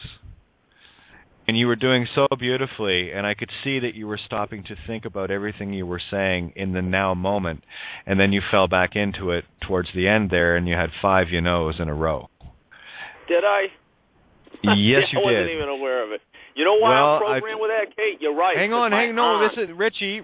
This is not about you. I need people to see this is in all of us. This is called ego imprinting, right? This is why we have to come to this table with no personalities, with no taking anything personal. If you're here for truth, that's what you're here for, and if you're not, then fuck off. Because I'm going to call it out in everyone else, because I've called it out in me, and I would expect the same treatment likewise.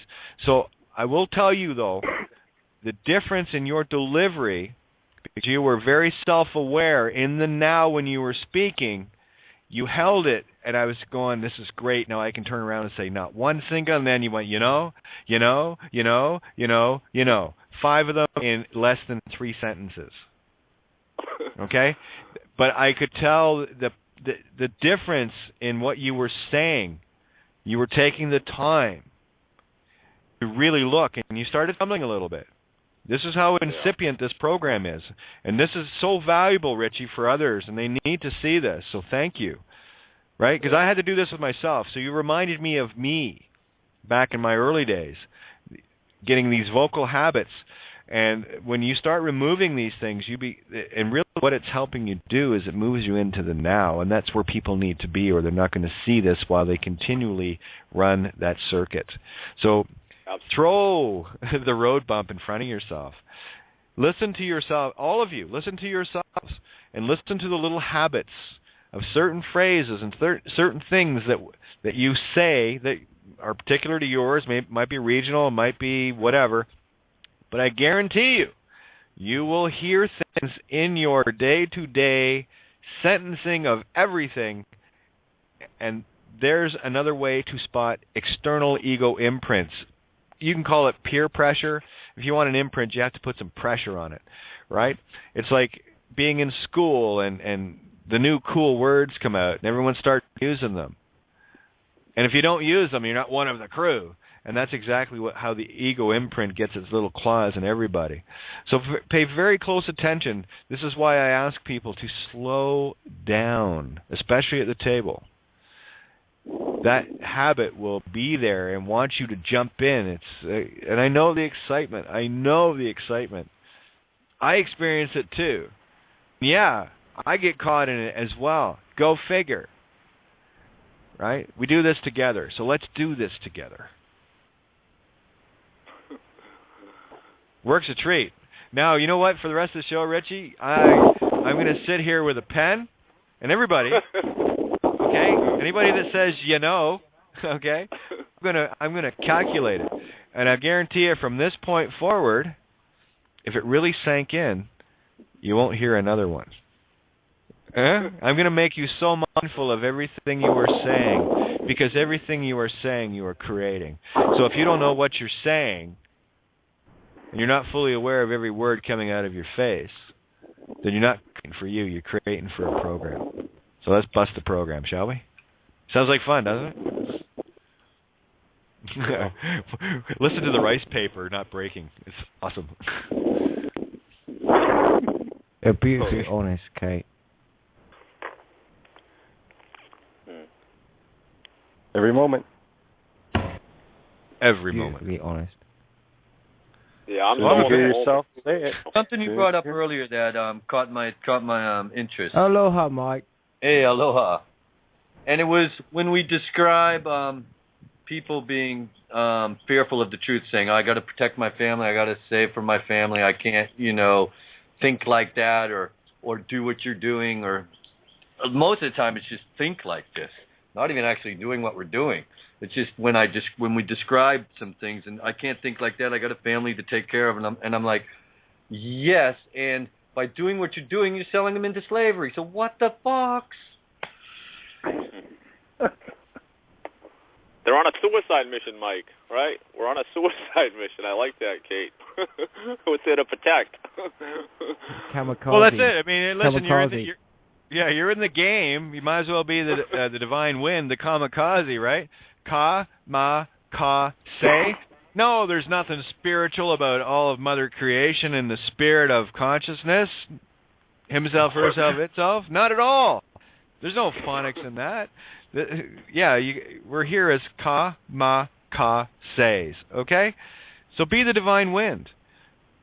Tell me at what point of your physical existence that you didn't think at some point that your body was going to die. Please tell me.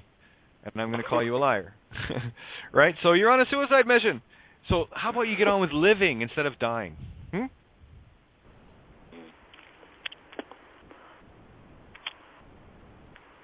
In a nutshell. Sounds like a plan. In a nutshell. I think that's a better plan, don't you?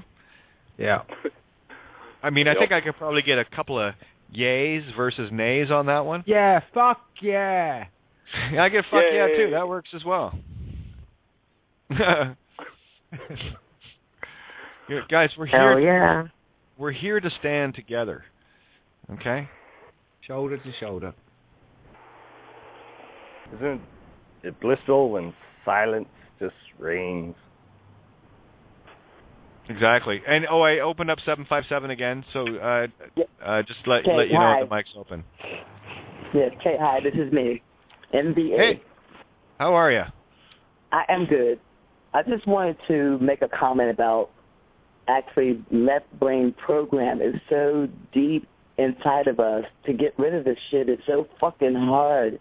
It's like you're beating yourself up every day because you know what you're saying is basically fucked up.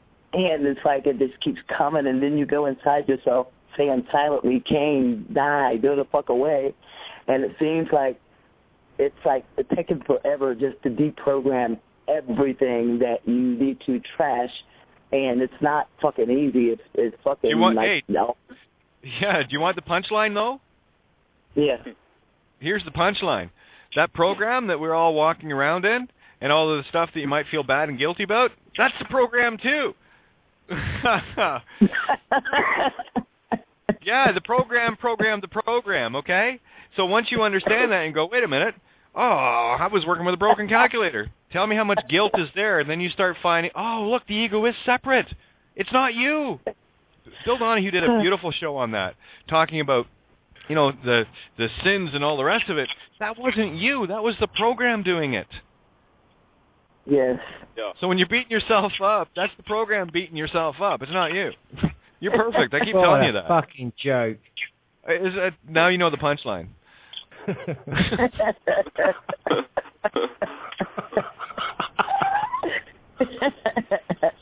Yeah, cosmic joke, right? That's what I thought too. Oh man, yeah, that shit is horrible. Well, yeah, just start laughing at it though, because then you go, wait a minute, I didn't do that because no, that wasn't you. That was a program. And the more you break of it, this is why when you get caught in the system and still wanting to solve system things, that's the program still running the program, and it's fucked. It goes circular. Go fractal, Kate. It's a fractal within itself. So once you see this is when you know to put your toolbox aside and you go, that's just toolbox. And it's got all sorts of things in it, like emotions and hate and anger and vengeance and bliss and glee and all the rest of the psycho things that make you do strange and odd things. It's just a program. Because when you get into the true center of self, you start going, wow, okay. This is Can beautiful. we look at this word, vengeance? What's that? I want my vengeance. You hear this call. What vengeance? Who you plan on taking it out on? Yourself in the end? Well, that's all you're doing anyway, right? You know? Yeah. When you see, I did it. That was an agreement. I told you I'll pick on me as quick as I'll pick on somebody else because it's wonderful to have things made mindful again. There, just pick another one up. Put a little check mark beside my name.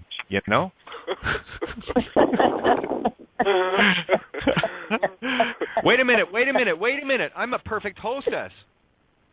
Screw everybody. Done that, check. Did that, check. Done that, check.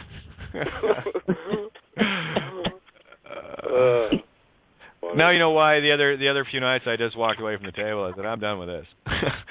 You guys go play. You figure it out. I'm good. I'm going to go in and smoke a bowl.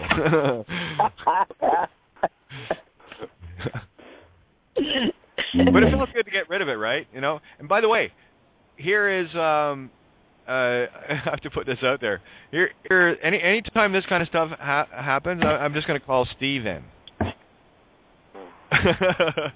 He'll sort it all out. He'll get your goat, make sure your goat's got, so that you'll see it. I guarantee you. He's done it with me, and I've done it with him. This is why I get along with him, because I know the game he plays, and he knows the game I play, and we play it back and forth. There it is again, two of them. See, I do it too. Hey, you know what I was thinking too? Me, when you say me, like I was talking with someone earlier, and the ones that are caught up in the emotions, which I get out of, but is that like using the E, the magnetic electric? Well, it's magnetic enemy, right? An enemy. The feelings can be your enemy, magnetic enemy. So you gotta alter that energy through the magnetic, through that 0 point, right? Works in the mirror. Well, let's put it in the 0 point, because enemy comes from e-nemesis, meaning no vengeance. Magnetic, no vengeance. So you're attracting no vengeance. Look at you. Oh, here's the real game. Because I do it to myself anyway because, well, I'm self-aware and I know when I'm doing things. Anytime anyone uses one of these little nuances, you have to call yourself out. Right. Fair? Mhm. I did. And we have Colleen in the call too, by the way. And Panarello, you're in there too. You haven't said anything yet. Hey. Go up. Yeah, I was thinking about Monkey Magic. You ever see that series, Monkey Magic? I have not. That was okay. Yeah, man. He was cool back in the sort of 90s, 80s. Yeah. Monkey Magic. Yeah. Flying on the... Gets that cloud and he's off, mate. Fighting for, not really fight. I don't know. Yeah, it's a dubbed Japanese or Chinese. Chinese. Never heard of it. Yeah. And even when I hear you're talking about guns, I get flashes of sometimes guns. Yeah, as we all do, stuff like that. But, guns. Yeah, like when I put my hand up. You were saying, when we were sharing about, has anyone been threatened with guns and stuff like that? I mean, we've all been exposed to violence and stuff in our lives and things. Through the things we've maybe our work and whatever. Yeah, so I can understand the guns. I've seen, I've had rifles and things pointed at me like money for money. If you're working behind a counter, you know what I mean. They want to rob what's in the till. As long as really criminals, I don't fear criminals as much as what police could do. Because I've called them to the aid of when I've been in those situations, and they make you feel like the criminal for it's freaky stuff. But hey, you just got to trust in yourself. In the end of the day, like we all know, and let's do it. That's it. I concur. Monkey Magic, killer to see. Anyway, if you got the time, you can download it off any torrent site. Enjoy it. Wow. I'll definitely have a look. As I told one of my there's an echo. Yeah, I know. I'm just gonna mute that one out. 757 gonna mute out just because it's your phone. It's not you. I know what it is. It happens on phone lines sometimes. So I'll get back in. Yeah, it's doing a lot of noise. It's all right. It happens. We used to get that quite regular actually with phone-ins, and for a long time it stopped. So we've had it a few times lately, but that it's not a very common thing. Typically, I've mentioned to people, try calling back. That sometimes works, and more times it doesn't, so it just depends on the connection. That being said, I've got 14 minutes left here, and I'll get you in, Colleen, right after this. Okay. Got to do the shout-out, right? So I don't have to. I love to because I appreciate the table. Hopefully, more or as much as you guys do. Hopefully as much as you guys do. So that being said, big thank you to Paul G. and the rest of the crew at criticalmassradio.co.uk. Of course, without this table, so many of us wouldn't have a place to sit at and really hammer this consciousness home. And what we're doing is we're not changing the consciousness, we are re-invoking the conscience, the empathic love. And that's what this table is all about. And it's not that mamby-pamby, new cager shit, be, do, have, love, groove, and all the rest of this nonsense. The truth is what love is, the law of truth, lave. That's what we do here. And again, anyone that can help out, criticalmassradio.co.uk, you'll only be helping yourself out, and of course helping humanity out, where you can help someone unknown to you to help someone unknown to you, and thus fulfill the third prophecy before you lose the name altogether. And that's what it really takes, and that's what this table, for me, is what this table is all about. And it's not about self-sacrifice, okay, that's a victim mentality. What this is about is saying, fuck you, I'm going to stand in truth, you bring it on, and I'm going to watch you fall in front of me. I'm going to watch you run away. I'm going to watch you be in terror of truth. It's not me you're afraid of, it's the truth.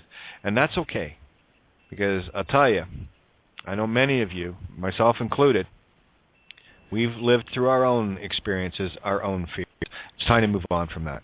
And for those that want to jump in, we'll roll over for a bit. You can call in at 661-467-2346. 2401. And, of course, you can... Oh, let me see what the BTR number is. I didn't check. Somebody has already probably posted it. Scrolling, looking. If anybody 54, knows the... okay. It's 54? Yeah. BTR listener 054. Just put that in your contact search in Skype. Right-click it and hit call. That'll bring you to the table instantly without all the bullshit of having to go through the Blog Talk page or whatever. So there's the shortcut. If you are in the Blog Talk, you can click this button and follow the bouncing boxes until you get to the table. Once at the table, you put your hand up by hitting 1 on the phone, dial pad, or opening up the dial pad. It says right there, show dial pad on your Skype, and hit 1 there. It works the same way, just like a real phone and everything. It's awesome. So that being said, Colleen, the floor is yours, baby. We got 11 minutes. 11 minutes, 11 seconds. How about that? Until we roll over. That was beautiful, Kate. That was beautiful. Thank you, Paul. Hey, Kate, you were saying about, Steve, his game, and we all have a game, right? That's how we survive. That's how our ego has survived, and maybe even survived to this point that we've all come to this table. It's our MO, our modus operandi that got us here. And it's just becoming conscious and aware of that. Can we call it a GMO instead? The hexed modus operandi? That's what the program is. It's the GMO. It's the hexed modus operandi. So, yeah, thank you. That was kind of cool when you said that, the modus operandi. Liked it. I've always liked that for some reason, the MO. And I guess that's one of the reasons why I talk a little slower. As Barbara called me, the turtle talker, because it's slow for her, and she had said that it makes her slow down a bit. And I notice Mark talks a little slower too, and it's interesting because we're both Virgos. But I talk a little slower because I'm being consciously aware of what I'm putting out there. Yes, I wasn't aware the other day, okay? One part I was, but my emotions took over. First time in 2 years. So. Yeah, we love you. Thank you. I love all It's all of you. good. Again, yeah, we had a great chat about that, and I thanked you for the contrast that was brought to the table. And again, the root cause and where it came from, where it was going, and it was so easy to see. But then I'm going to sit outside as a neutral observer. And guys, you heard me rail. You have heard me rail. And I rail like few others, I'm pretty sure. and I get it. And it has to be worked through. Yeah. That's okay. And Kate, I've been here with you for over 2 years, and I heard you rail. I heard you throw people off the show, and Tony. Oh, told you I was a bitch. And I'm still here because,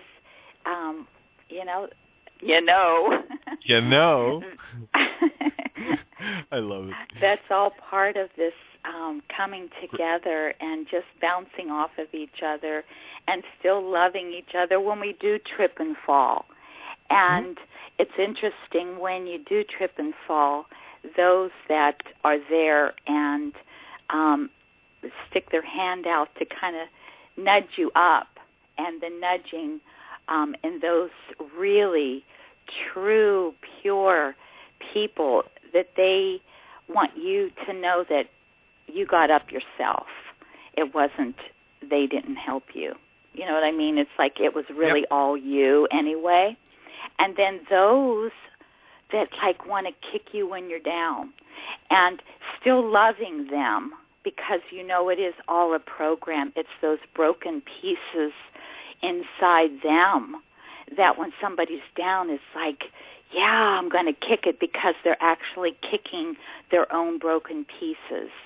So staying in your own love for that, and compassion and empathy for that. And one other thing I thought of about talking a little slower was that whole 15-second delay we can use it to our advantage, right? There's no such thing as a disadvantage because an advantage exists there as well. Yes. It's just taking the time. That's all it really is. And you guys, remember, Gemini, I got a Virgo moon and Leo ascendant sun, okay? So I got a couple of outboards running full bore here. And the hardest thing for me to do, and I don't know, I'm working on it, and I'm reading things slower now, because I've had people tell me, you read too fast. I know, that's just my nature. So, and of course, being Belfast, it's like go crazy vocally, and it's no wonder no one could ever understand us, especially when I came here, because you talk so crazy. Yeah. Yeah. But Kate, I do have to say, since you said that about yourself, many of us working on their hands. Many of us who have been around and we've listened to so many different hosts. There's a lot of beautiful, incredible teaching and pieces that people bring in. I have to say, and I've been around, and you are the most, I mean, I'm not talking about your rants, but when you talk and you present the information, you are so balanced. Your energy, if people would close their eyes and listen to different people talking, and when Kate talks, if you close your eyes, I got it, Barky. My baby. That's Barky. okay. The Go puppy's ahead. okay. If you close your eyes and you listen to Kate, there's not this real high and real low. She has the energies balanced. That for myself, I'll speak for myself, because I really connect with energy and I feel the energy and an empath.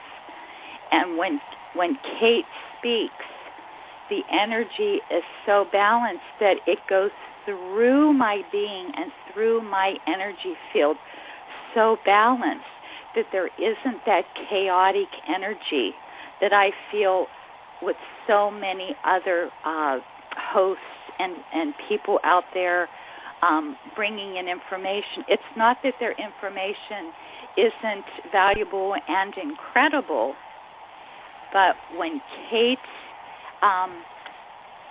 when she's not in a rant, which is a lot of the time, that energy is so beautiful what to if my Kate's not there being. no more? It's from the heart, Colleen. Yes. Always it's from the the heart. And it's this is from what. the truth. Yeah, I'm not going to sit and blame, nor am I going to sit and praise, and that's where I roll, and that's because I know what it has done to me. This is why I'm intolerant of blame, and I'm intolerant of pedestals. We do this together. We do it on a level playing field. Mm-hmm. Shoulder to shoulder, Kate. Yeah, we have fun doing it too. Shoulder. You know. Awesome. Yeah, you're right, Colleen, because I've said that before is right. When I got my supersonic ears on, and sometimes it takes a second time around, but usually the first time I'm hearing it for the second time, and yeah, that's why I'm like, do you hear what's being said? It's like, and that's you're reaching that like-minded part of our other points of me, right? And it's blows me away, Colleen. Literally. Oh, yeah. Well, here we got not only just that, Kate, just hang on, just under 3 minutes. I just gotta let people know we're gonna roll over. Once we roll over, the live recording part of it, or the live aired part of it ends, and then we go into the recording.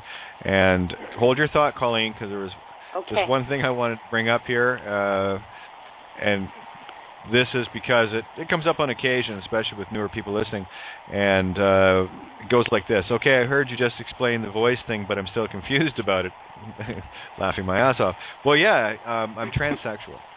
Okay? Boobs are larger than voice would indicate. Does that work for you? Wait a minute, you're transsexual? Yeah, I'm one of those. Yeah, I'm a freak of nature. I love it. It's all right. Don't worry. If you ask the system, I give awesome head ache. You know what's funny is it sounds both to me. I hear both. The female I got no mid-range in my voice. I can prove that in the studio. There is no mid-range. I only have high and low. There's nothing in the middle. It's really messed up. Pain in the ass mix. I got to tell you that.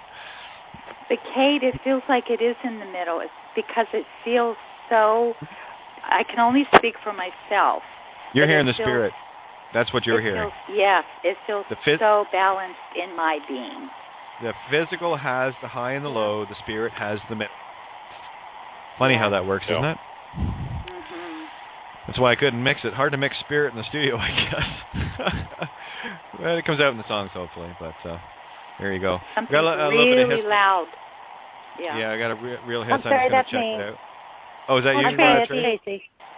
Hey, I'll mute out. I just wanted to say something real quick, and then I'll mute out. I missed about 20 minutes of the conversation in between my PC and my phone, so if this is redundant, I apologize. I would like to eliminate the word like out of all human conversations, especially with teenagers. If you like, really? Oh, like really? Totally. Like totally. Way. You know? Like, no way. Yeah. Well, one of my other favorites is people will answer, and I do it myself. I catch myself every time I do it, and I just go, Catherine, stop. Yeah, no. You hear the yes, no together? Yeah, no. You know what I was saying? And it, you know. Right, yeah. Where did that come from, Kate? It's like so. It's so crazy, like programming, because every time I say the word like, it is not a original word or thought that I studied. I'm liking. It reminds me of, especially in today's world. I have a Starbucks coffee in one hand, my Christian Dior in the other. I got my perfect sandals, my good tan. And then we just go day to day to the cooler, to the cubicle. Like, did you watch American Idol last night? I know, right? Go away. And just remove like, and just be conscious that when you say it, what are you saying like about, and who are you referencing? And because every time you say it, you're giving reference to the source, and what source is that? That's all I want to say, and I'll mute out. I know it's windy here. Yeah, thanks, Trace. Now, just to back up what Trace was saying, these are for me, these are the easy ways to spot the program that is there. Don't be afraid of it, right? This is where you get to correct self on these things. And when you can do that, you start looking at yourself entirely differently, because what you're doing at that point is separating that program from you, because you're observing it from a neutral position. You're not observing it from the ego position, because an ego cannot find fault in itself. Like for sure, like really. Yeah, no. Well, like I was like gonna, and then it was, but I was just gonna say that tomorrow morning, someone I know failed to remove a contract with Black Hills Energy. So someone I know gets to remove all contracts with them when they arrive to their slave jobs in the morning. So I get to have that fun. There you go. You know what I'm saying? That wasn't Tracy's line. Tracy. Hang on, let me just check. Because one sec, I'm going to mute her end out here. No, it wasn't Tracy. Let me just double check, because I opened up a few other lines. I've got area code 631, which I think it might be. One sec, let me just check. And it wasn't. No, it wasn't that one. No. Let me try 774. Nope, wasn't that one. Now, let's try. I'm going to try you, Randy, just to see if it's coming from your end. Nope, not Randy. Okay. I think it might be me. I'm muted.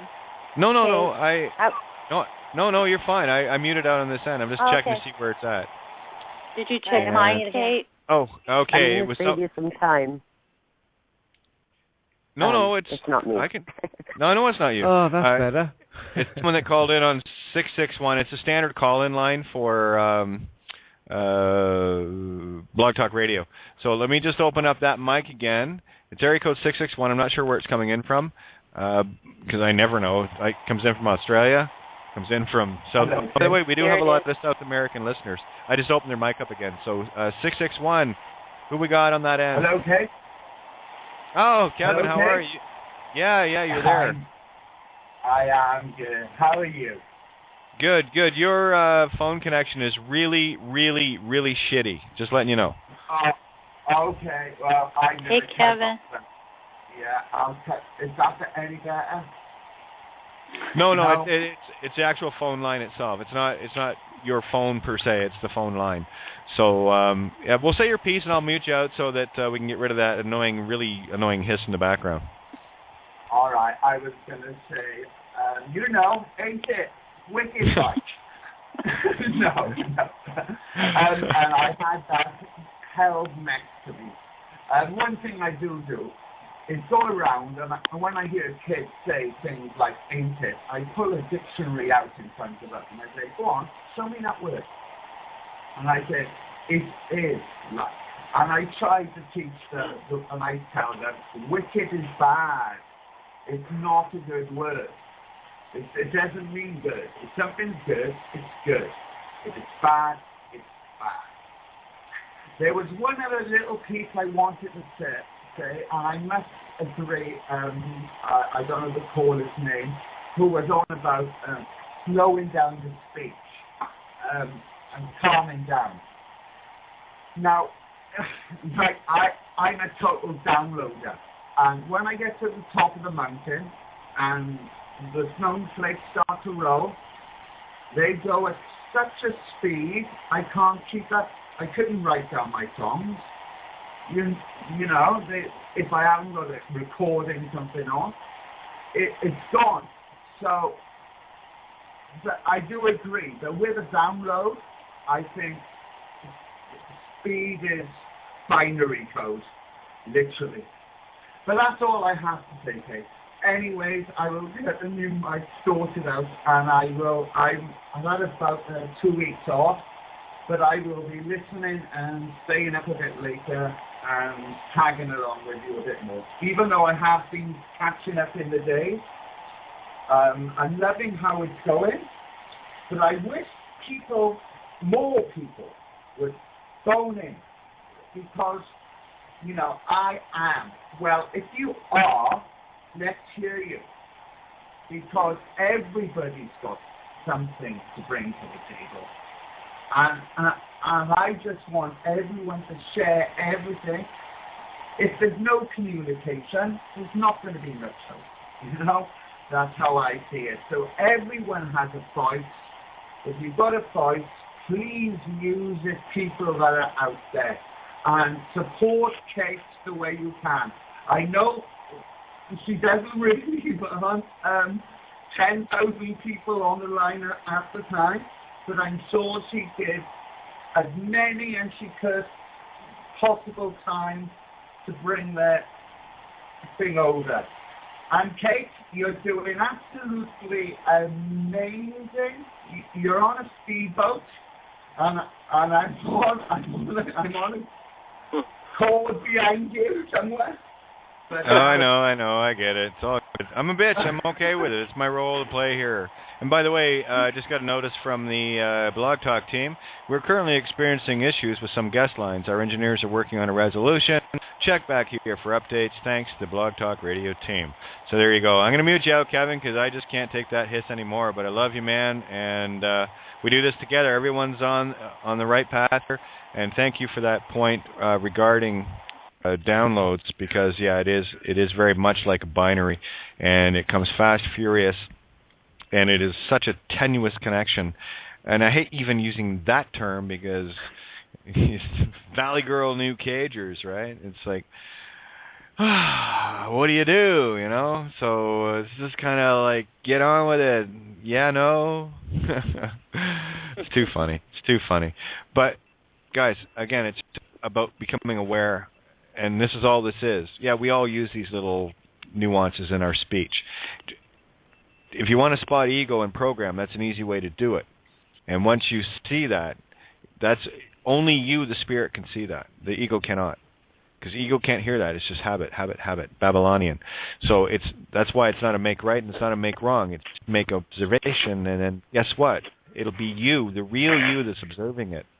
And the minute you can start picking it out of yourself is the minute you're starting to separate that toolbox from you, and then you can start picking out the tools that you need, and lo and behold, the whole universe opens before you, and then you start seeing the true magic of this place. It is pure, utter, incredible magic, and we are only coming into the early stages of it, where we're seeing the yellow brick road, where we're seeing Interstate 60, where we're seeing this crazy language just play out its cosmic joke in front of us, how things synchronize so easily. We're not buying the joke anymore. And that's why I tell people, just let me know when you've had enough. And that's really all it was for me. I'd had enough. It is beyond mind-numbing, boring. So, hey, throw a few little loops into the game here and make it fun and make it creative. So. Hey, Kate, I like what he had to say, the one that just spoke. Was that Kevin? Oh, Kevin, yeah.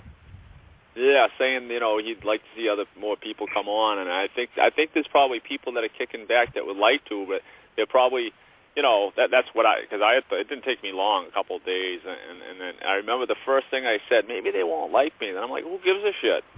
It's only important that I like me. And now we can't. Right? And now we can't shut you up. It's awesome.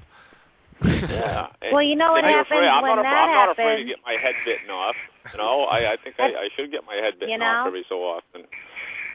Hey, when that happens, I remember, Kate, when we had a challenge to the table in the after hours, that nobody would speak until a certain number of newbies came on the table? Yep. Remember that? Oh, yeah, and this is why I like to make sure that, what have I got open right now? 1, 2, 3. Now pay attention to yourself. 4, 5, 6, 7, 8, 9, 10, 11, 12, 13 phone lines are open right now. Am I 13? Imagine that. To be. But not That's to be. our number. Yeah, I wanted to say, Colleen, I love how your clear intentions are just so beautiful. And I just love it when you talk. So I just wanted to share that. I really love you. Sweetie. Thank you. I'm right with you. That beautiful grounding, that Virgo womb of sit down, relax, don't worry. The Virgo is the one you give the car to because they're going to make sure you get to where you're going, right? That's how organized they are. Yeah. So, and that's the main strength. And you've got, of course, all the other 11 zodiacs too. But your game piece is your main piece. And once you learn how to take care of the good and evil contained within the sign, because it's cool to be a Gemini, but it's also really, really, really insanely nuts.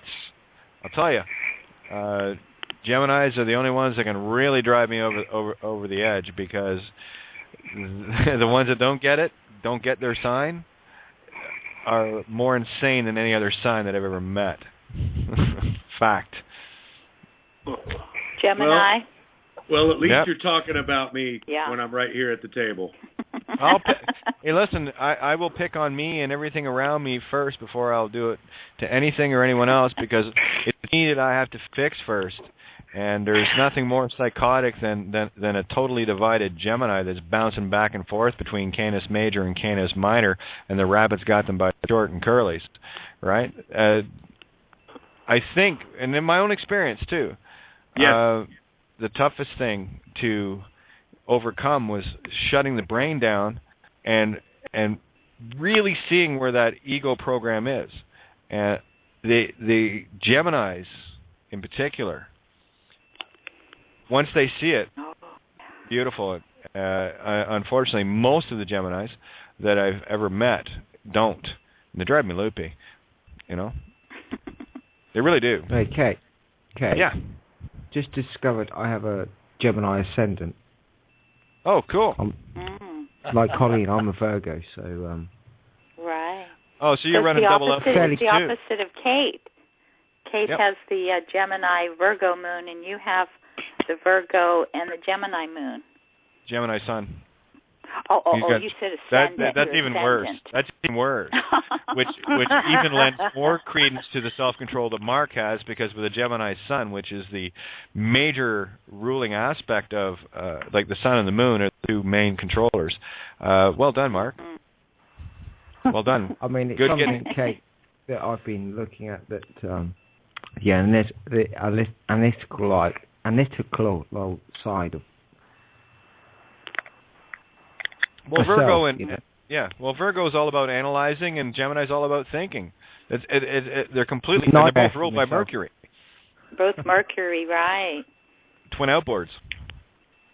And see, I have Virgo, of course, Sun, Virgo ascendant, Virgo and Mercury, of course. I have Virgo and Venus, Virgo and Mars, but my moon is Sag. You bring in the balance of the dark. Good. That Sag be the mirror to the analytical aspect. So, Colleen, did you say Virgo ascendant as well as all those Virgos? A Virgo ascendant as well. Mm-hmm. So everything's in your first house? I don't know what you call that when you have so many in your sign. There's I know what it's called. Said it some. Yeah, but like you're if very you have balanced. That's interesting because that's heavy to have that many in one house and the first house. Yeah, you don't for even anyone sound like a Virgo. It doesn't even bug me. Okay. For anyone that's interested, so we don't get off on this tangent too much. For anyone interested, the real one that can I've never seen anyone do a chart the way Mary's Rainbow does. She uses a full creative. She is in the full art form of the zodiac, because she'll lay it out for you in no uncertain terms and in such beautiful. It's musical. When Mary goes to a chart, she'll tell you what it means, but she'll tell you exactly what it means from a very whimsical way that you can get it. She allegorizes the zodiac. With the zodiac and Mary, there is no literal. Yeah, the literal is moon in Virgo, but she'll come off and she'll say, well, the moon in Virgo, and she'll tell this beautiful allegorical, paints this picture where you get it, and you go, oh yeah, she nailed me shut. Like, it's like, oh my God, I've never seen anyone read. Mary's Rainbow have a website? I think it's she's on Skype, and she's on Facebook as well. Mm-hmm. So just look for her on Facebook. But it just feels such a feminine energy to me. Mm-hmm. It's balanced, but it just feels such a graceful, feminine side to her. But it's so strong, too. I think it's also male because it's very particular. So it takes all information, all circumstance, and any moment, everybody's concerns, and then creates action. So that's a male aspect as well. I find Virgo clean. It's a clean sign because it can assess, care, feel, and do right action, or at least make an action. Yes. And not apologize for it. And it's very clean to me. Virgo is. It's all about the womb. I guess the best way for me to describe Mary's Rainbow is she does to the zodiac what I do to words. Mm-hmm. Yeah, you'd said that. Yeah, that's beautiful. What? Well, you said I meant that in a funny words way. that are very balanced, and that's what she balances it. Yeah. She balances the male and masculine, or the feminine. Well, yeah, and if anyone was paying attention to Facebook, I love the picture she put up the one day. She'd put in there was two girls, one wearing jeans, one wearing the dress, and everything else, right? And then she'd put a caption in with her wearing the pants. Well, someone's got to wear the skirt around here, something like Kate or whatever. And it's like, yep, absolutely. But you're right. She's she's got very beautiful. She's balanced. Oh, and by the way, she drives. Yeah, well, she drives around in a van with no license, no plates, no registration, nothing. Okay, so that should tell you all you need to know. There's someone that knows who they are. Yeah. And on her birthday, I posted a picture, and she looks just like Venus. The picture of Venus coming up out of the shell in the water. Do you know that? Oh, yes. Kate? Yes. But she does some great stuff. I've had lots of wonderful conversations, and she used to come on the show fairly regular. I just wish, I know she's not in a very good area for internet, whatever, so it's not as easy for her as it used to be. But I'd love to get her back on, and and again, no harm to Santo. She takes reading Zodiac to a whole new level of get her done. Not literal. It's analytical. It's creative, and I can't she say gives so I much can't say of enough her great time on Facebook too. Oh yeah, absolutely. So thank you, Mary. Yes, indeed. Thank you, Mary. All right. I gave up with trying to figure out the star sign and all that stuff from when I was born and all that thing, I'm just trusting in, it's all going to be pretty good, Well, it's all there. I mean, those that needed to really figure it out have figured it out, and stay your course. We all have a role to play. It would be kind of crazy if everyone had to master everything, whereas I just simply look at all those that have mastered what they've mastered, and I just cherry pick all the best from it and put it all together for me. Yeah, well, they're us, and, it's like they've done the work for me, sort of beautiful, Oh, cool, Done. Yeah, it works. You know what I like about astrology, or perhaps music or math or whatever our path or golden brick road is what I loved about astrology was it showed me and slapped me hard about what I couldn't see in myself, or it was the denial, never underestimate the power of denial. I saw things in myself that until I read it, I didn't recognize it. And one of my biggest fears when I was a child, or when I grew up, and people do it in different ways, it's just I like astrology, was when I realized that my subconscious is doing things that I'm not even aware of, and it's winning. So when I was in situations, I'm like, how would I get in this situation? Because I didn't understand my subconscious repressed, however you want to word those things in myself. And then when it was brought out in me, yes. Can I redefine subconscious for people? Because that is a system term meant to instill the notion that it's somehow under. Okay, or it's separated, not. And we're not. Well, the subconscious is actually you, the spiritual being, the divine feminine with intent of Christ consciousness, sub. Okay, so let's just remember that there is no subconscious. We'll leave that for the psychobabblers, the psychologists, and the psychiatrists. I didn't mean to use those terms. No, don't ever, Trace, please, don't ever worry about that.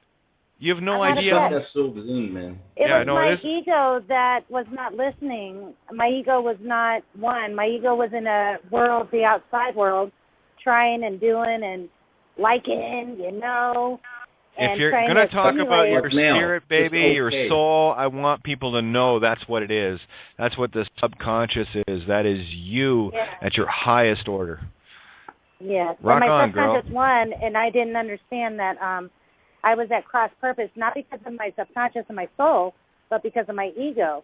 But I would not have known, I would not even have seen my ego until I realized that I have this whole other, what you call the yellow brick road happening to slap my ego around and try to wake me up. So it did wake me up, and I was just trying to say that astrology was a big tool for me to recognize what I am not, which is I am not the ego. I would never have seen that without this tool, and others have music or sport or whatever they have, writing, talking. Everybody else is good at other things, and I just want to, that's why it works, is because just like you say, the name is the map, astrology is a map of your They're all maps. They're all directions to finding you. Yeah, they're all maps. And that's why I refer to the ego instead of my ego. I don't claim ownership of it. It's not me, so I won't claim any ownership of it. And that is probably another one, and it took a bit to get rid of that out of the vocabulary too, and it still sneaks in here and there. So I talk about the ego. I don't have an ego. It is separate from me. I don't have it. Have to cut in half. I simply separate the whole of it from me. So that's the program, right? It's not mine. It's something that was attached to me that I was able to extricate from me. And I leave it there. I call it the ego. I call it the separate toolbox that I can utilize if I so choose. And again, here in this realm, the physical requires that particular tool, so learn how to use it, where most people are simply being the tool. We've moved far beyond that, so well said, Tracy.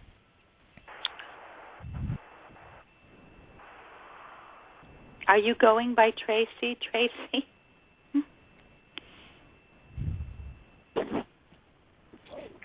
That's nice of you to ask. I'm going by T303. Okay, whatever. What is it? Okay. No. But that's funny because I was trying to figure out what I name myself. Like Kate says, pick your own name. And then when Kate told me what T means, I'm like, well, nothing more need to be said about that. T.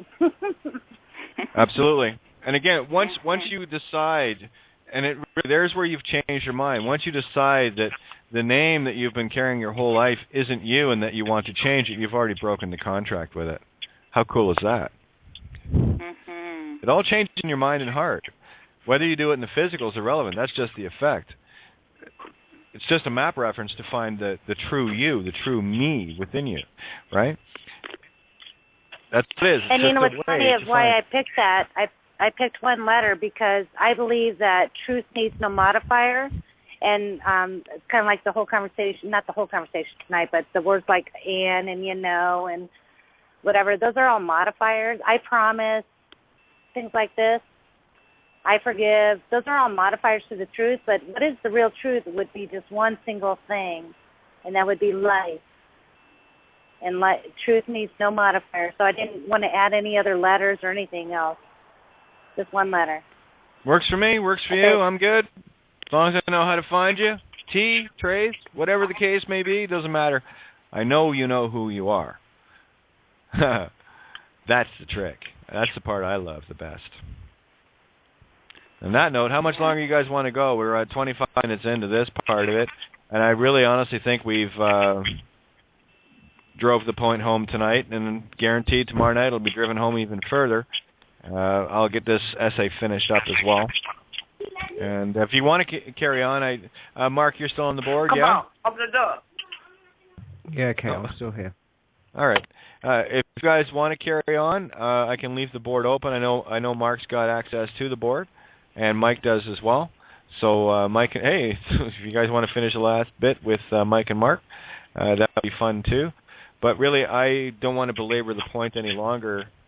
Again, become self-aware and start looking. I think the table can carry on, and I have to review what you said. Every night with you, kid, is a lot of study for me. Oh, there's a lot of information. Agreed. Yeah. Agreed. But it's so very I simple. can understand you're tired, and you did great, and I will have to listen again and then go into deep meditation through my sleep.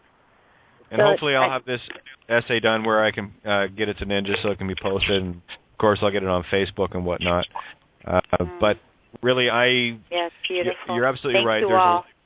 There's a lot of information comes out here. Oh, please, thank you. We do this together, right? A lot of information. But if you want to smoke a bowl and go watch a movie and check out and chill out, we're good. You gave us a lot to discuss on the table. All right, well, I'll leave it with Mike and Mark. And, Mike, don't forget to announce you got a show in the morning, yeah?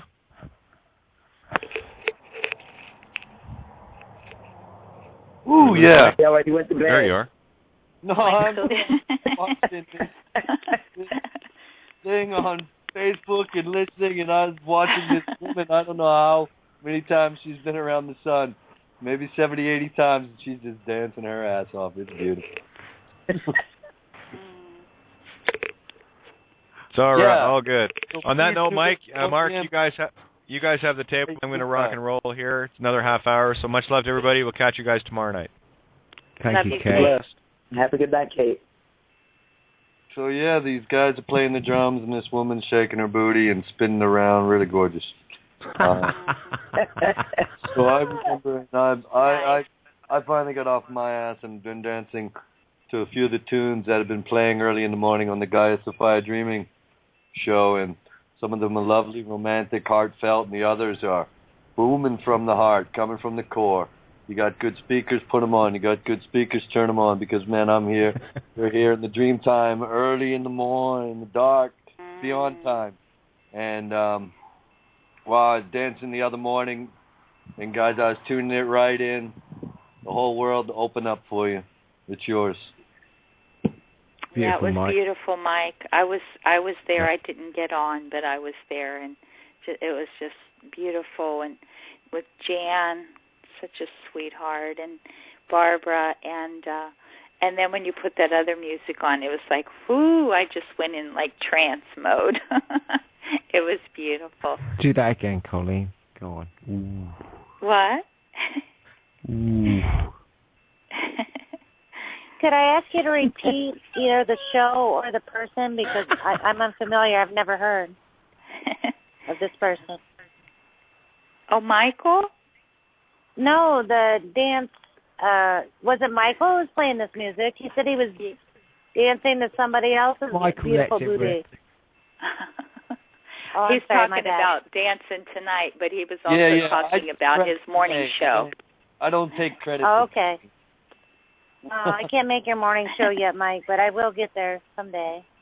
It's kind of my feeling when the music plays. It's beyond the DJ. It's in the moment, expression of the heart, and we get to, help tune that in and let it flow. Well, that's great. I could use that in my life, but unfortunately at this time I have a lot of logistics to deal with. But when I can rest, I will totally. And, oh, yeah, Mike, you're kind of famous. I didn't even actually connect that. Sorry. I don't have a lot of time on my hands. I'm a tourist, so I have a lot of logistics and responsibilities. But when I can relax, that would be great. For my birthday, May 1st, you know what I want to do, Colleen? What? I'm here. I want to go roller skating to maybe Mike's music or any beautiful music. I would love Move your body, yes. Yes. I love dancing, and then the dancing with speed, hello. We're moving in through space and time, and oh my God, I love it. Sorry, Mike, I didn't mean to interrupt. Time to start talking. Yes, I can. No, I'm watching this other video. It's really funny right now, and it's this dolphin and this dog, and they're connecting. This puppy jumped in the water. And then I saw earlier a video of this fish and this dog, and I've seen different animals recently in the past week or two, different videos and stuff posted around the internet where different animals are communicating. You see them just communicating. And you're seeing this interspecies communication where we say, oh, animals don't have a language, and like, yeah, they don't. Look at those two different animals talking to each other right now. And it's just beautiful. And in many of these instances, it's just animals sharing their lives together where they're not afraid. And so you have a bird with a cat, or a dolphin and a dog, or a dog and a fish. Did you see the one with the eagle and the cats? The eagle and the cats. I've seen one with a fox and with some other thing that the fox, you would think, why isn't the fox eating this? And it's coming back to this moment of where the heart expression, we're tuning into it. We're seeing that heart essence being expressed. And if we're noticing it with animals, once again, it's my reminder, well, it's always with people too. It's always with us. And so when we do see that loveliness in animal sharing, remember about yourself and other people too, because it's not, because many times we'll think it's just somebody else having a heart moment. And we got to take it back home to ourselves and remember how us as humans, we also do this. And this is what's coming clear, because we're no longer being fueled by fear. We're coming from the heart, and we're coming from aloha and love. And that's the natural balance of it. The way of the world. Hey, I just jumped in here. I know it's silent, so I picked a moment. We're time travelers. I'm time travelers. I just looked at the end of, there's 3 songs I've been listening to, 99, Red Balloons, and Ride Captain Ride. At the very end of it, they said, thank you for making the trip, you know. So the ones that come in here and see their game piece, thank you for making the trip. Yeah, I mean, this is an infinite place, and you know, and I could feel myself coming into this place. I could either, one, be dragged into it or lift myself up out of it, and we're seeing things with a whole new consciousness, our awareness, and seeing that. It definitely with time travelers, you know. So this has come up clearer, Richie, and people have been explaining it. I'm not going to see if I can explain it as clear. I'm going to give it a go. And why we're time travelers, and it's about how our minds do operate. And when we do think about the past, we're having a clearer view of it. So in a way of looking back at past and seeing it for what it truly was or is, in a way we're time traveling. We're clearing, in a way, fear or stuck energy in about how we were maybe wronged or something. So in that aspect, we are time traveling into what we thought was a linear past and clearing something. We're doing it in a future sense in that we're no longer projecting into our future and trying to live it now. When I'm retired, I'll live that life. No, we're choosing to now. And I hear you. So in that way, we're time traveling from being in the past and trying to live in the future where we're in neither place, and we're time traveling in a sense from moving from those points of consciousness to the present moment. I would like to expand on this thought, even though I might be in error as well.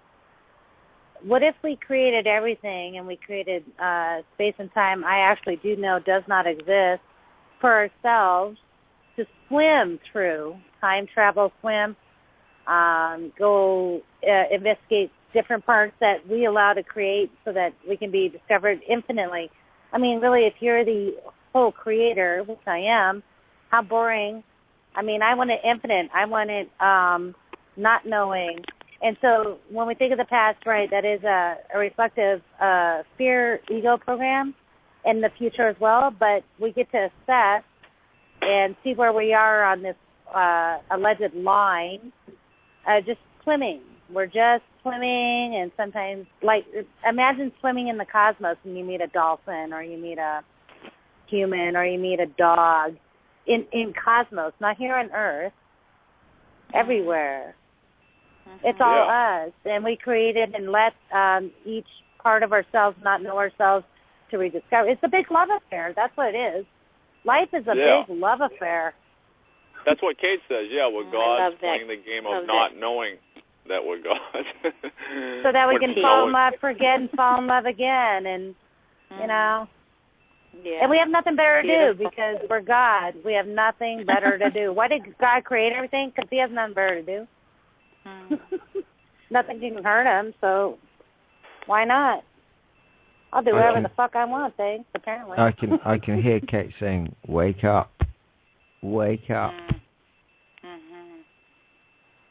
Or fall asleep next to me.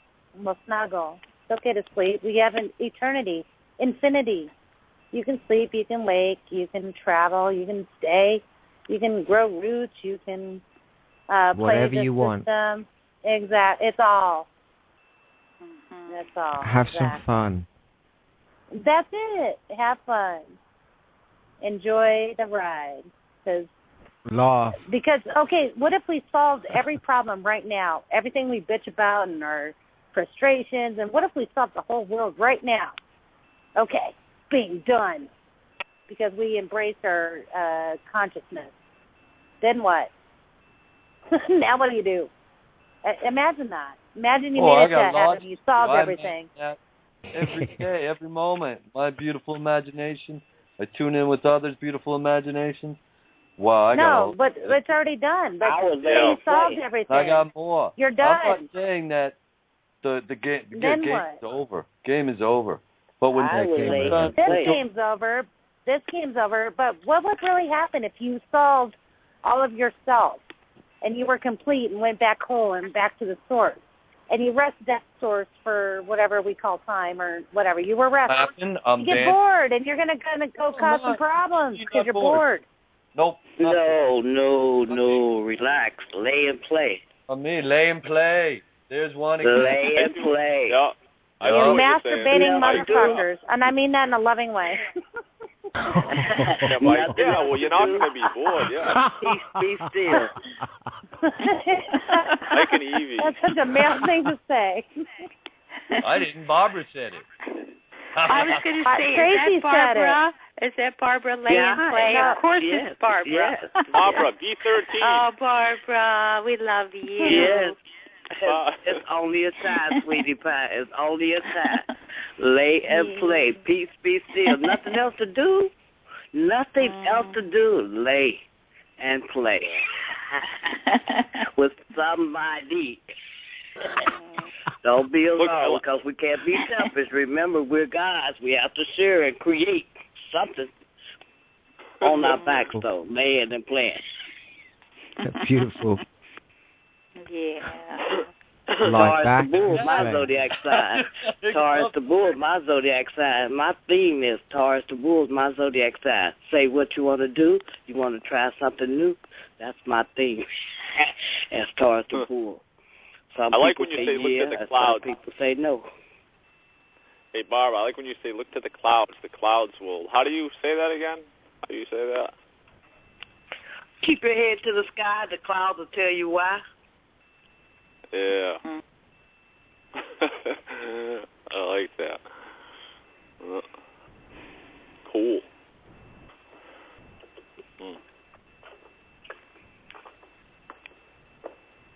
Everybody still there? Yeah, we're all here. Yeah. Right here. Just thinking in about playing and laying. Yeah, I'll second that one, Colleen. I'm still there. I like that one. Me too. It's so easy. It's so easy. That's when they say peace, be still. So if you still, boom, you do. What can you do but obey? That's when obeying is rewarding. When you're just doing nothing, just there. That's the rewards of being the gods that we are. We've done so much already through life. If we never do another thing, we have accomplished a lot. We have reached out and touched many more than have reached back at us. But do we care? Who's counting? But we know that we, the people at this Emerald table, we know we have reached out to others, to touch others. And our reaction to them has made their lives better, even though theirs may have put pain and struggle into ours. That's not our business. Our business is to do our job, for us to reach out and touch, love, and give, always, regardless of what we get back in return. We are God. Yeah. Beautiful. Yeah. Yep. And I think, I know that this point in time, because I've never been one to say, the times that we're living in, I go with my intuition, and feeling things. And as long as I'm staying the course and letting my intuition, guide me and keeping my ears open as much as possible, that there is definitely, on top of what's already been revealed, to us, that more is going to be, revealed. That the things that we just thought never could be, are going to become, And that's one thing I remember hearing, and I believe it was Einstein. Pretty sure that my state of being within me is always in the state of becoming, Being, that's what makes us, or me, right, other points of me, not stagnant, is being in that state of becoming. Well, it becomes Richie. State, Richie, before you say you know again. Oh, I say no, yeah. And I've looked at this one, these two words, and how what's the so-called difference, or how there is no difference, and it's kind of like with the in and the out breath, and I can't do this with the didgeridoo, but you know how they're breathing in and out at the same time. So you're being and becoming. There's not a separation. You're in this both. The flower is blossoming and closing at the same moment. And it's like this. So in some moments you're being, and some you're a multidimensional being, and some of those are being, and some of those are becoming. So it's not just like we're stuck to one paradigm. In this, are we here yet, or are we got more to do? Yeah, we're both. Yeah. And some. Right. Yeah. That's why we got to stop these children from talking about, I'm grown. No, you are growing. You're not grown. That's the first thing they throw up in your face at 13 and 14 years old, to tell you that I'm grown. It's all over, brother. You know, you are, like Richie just said, you're being and you're becoming. So you are where you are, but you are going elsewhere if you choose to. But if you keep on talking about I'm grown, the universe will make you stay still right where you are. Follow your heart. Because you caused it into existence. Follow your heart. There are no mistakes. Follow your heart. That's when you get thrown into limbo. Yeah, the limbo state. Yep. Well, no matter what paths we took to get here to the table together, we've come back home together again. So I think that, I know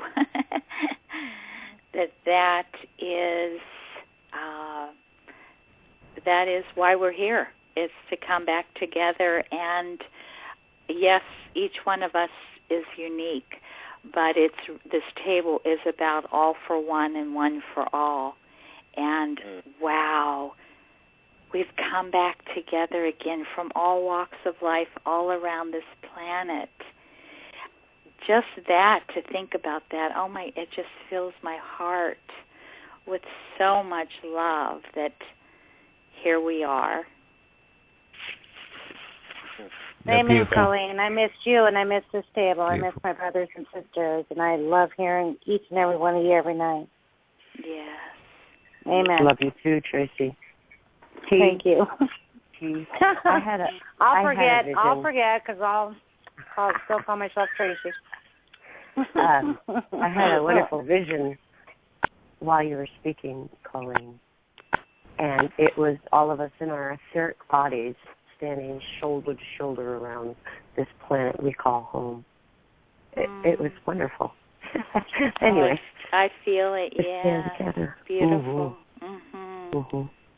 I wanted to mention that the conflict on air had me squirming. I was squirming, empath that I am. And it was kind of a culmination to a bunch of experiences I'd been having of late, helping out a family member.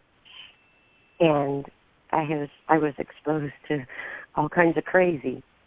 Yeah. So, Mark, have you listened to Astro Quest Season 3 there, man? Is any of you guys? I'm just curious. Whoever's at the table, shut up. Well, wait a second. Michael, because I'm not going Lynn back into the past. Lynn wasn't finished. Hang on a sec. No. Hang on a sec. Go ahead, Lynn. Sorry. Go ahead. Thank you. Okay, thank you. And, well, I was just helping out and being a living example, loving and supporting and helping where needed. I let my shield down, and that conflict I'll take full responsibility for this. It's not no blame, but it had me squirming so badly that my immunities went down. I ended up with this monster head cold, and I'm much better now, as you can hear rather. And for me, that was a really good lesson to where I, came to this place of all I can be is that example and irradiate the love, Stand in the love. Yeah, and keep, that shield will stay up because that's what I'm doing. I'm focusing on me, and anyhow, it was a good lesson. It was a good lesson. It was a good lesson for all of us, right? We talked about it the other night, too, and it just really felt like I called it an energetic correction. Each one of us plays a part, and it may look a certain way, but there's so much more going on, right? And so we don't need to go into detail or anything. But, yeah, everyone played their part that night for whatever needed to be, whatever energies needed to how should I say it? Express, yes. Yeah, express and to, I just felt it was kind of at least for myself, it was an energetic correction. And it may have appeared to be an emotional, kind of defensive, I wouldn't have called it conflict. It was just a really passionate expression kind of bouncing off each other. And there's so many levels going on that if we try to put a name to it or label, well, this person did that and that person did that, then we're missing the whole thing. The ripples went out for those that have the eyes to see and ears to hear, correct? Yes. But I totally hear what you're saying, Lynn. Thank you. Yeah. Thank you. Thank you for sharing, Lynn. Yeah, You're and welcome. when we all come back to it, it's all about love. It's letting all that shit go, right? It's as Mark said, it's all bullshit. Right, Mark? Yeah, man. Exactly right. Bullshit. He says it's so cute.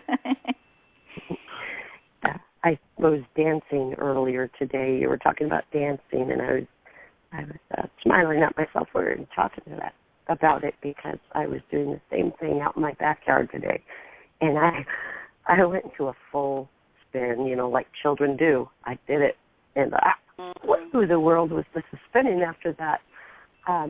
But Galen had posted this 432 Hertz full album called Dream World. Oh, it's beautiful, yeah. Yeah, it's on Kate of Gaia discussion group if anybody's interested in checking it out. And it also, I'm so impressed. I was just listening. I didn't even check the info and the credits, but it's an app, a free app for your phone that you can download, and you get the full album. So that's pretty decent and special to have somebody put that. And the music is heartfelt and yes, thank you, Galen. It is beautiful. Thank you. Yes, I enjoyed it thoroughly. Have you ever done it, and anyone listening, it's called ecstatic dancing? Heard of it. Yeah, you just put on music, and it's done with either by yourself or with. It's so incredible when you do it in a big room with a group of people, and you just kind of put the lights down low, and you just dance. It's like that. What is that? Dancing like nobody's watching, kind of thing, where you're just so. You just let everything go and you're dancing. And then it's trance dancing, really, but with a group. And it's so powerful and so beautiful because it's like you let everything go, letting go, everything, surrendering how you think you look, what you're supposed to look like, what you're supposed to do. And at first, you feel that way, and then you get more and more in the vibration, and it's a group vibration, and you just totally let go. And it's amazing what comes up for you. People laugh hysterically. People cry and just let go of, those blocked energies that we have for whatever reasons. And it's just so beautiful. If you ever see that anywhere. Yeah, we got to remember, this is outside the box coming from the UK, critical mass, and pretty much everyone over there has been to a rave, and it was fucking danced. So, yeah. Maybe not America way, but definitely in England and most parts of the world, when you go around and see it, most people are listening to some type of techno and dancing. You get most of the pop culture in America and stuff, and unless you go up, it, Mike, didn't we? Yeah, we invented it, didn't we? Pretty much. I like to call it dorking, Colleen. Dorking? Dorking. How do you spell that? check that one out. Check that one out on YouTube. Dorking. I think there's a great one. Dorking. I'd love to do some dorking with you. Oh, wouldn't that be wonderful, Mark? There's all of us dorking. Dorking. Yeah. What fun. Yeah. Let yourself go. Mhm. Relax. Yeah. Blow it all away. Who gives a shit? Live. That's funny. I just posted something on Facebook. It says, when you do things from your soul, other people really dig that shit. Amen. I like it.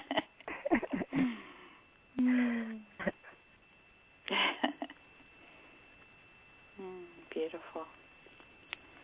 How much time do we have here? About 6 minutes. Who hasn't said anything? Darren, you haven't said much. Love to hear something from you.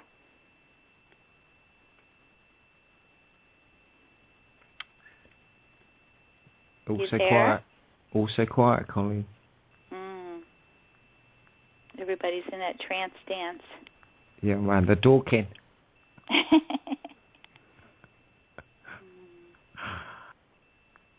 We are relaxing and playing.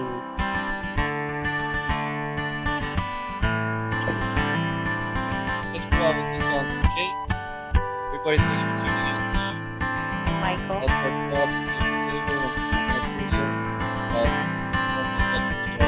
We can't hear you, Michael. Yeah. You've no reason to be alarmed. It's only me, no one else.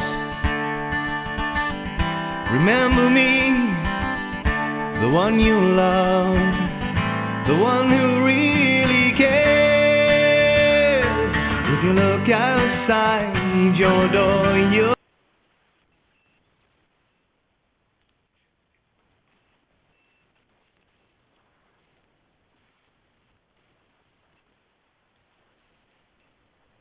of course, you've ruffled your own at this point, asking why. What the hell is going on here? You really start to see how retarded this place is. It is. It's retarded. You know, everything's in the mirror here.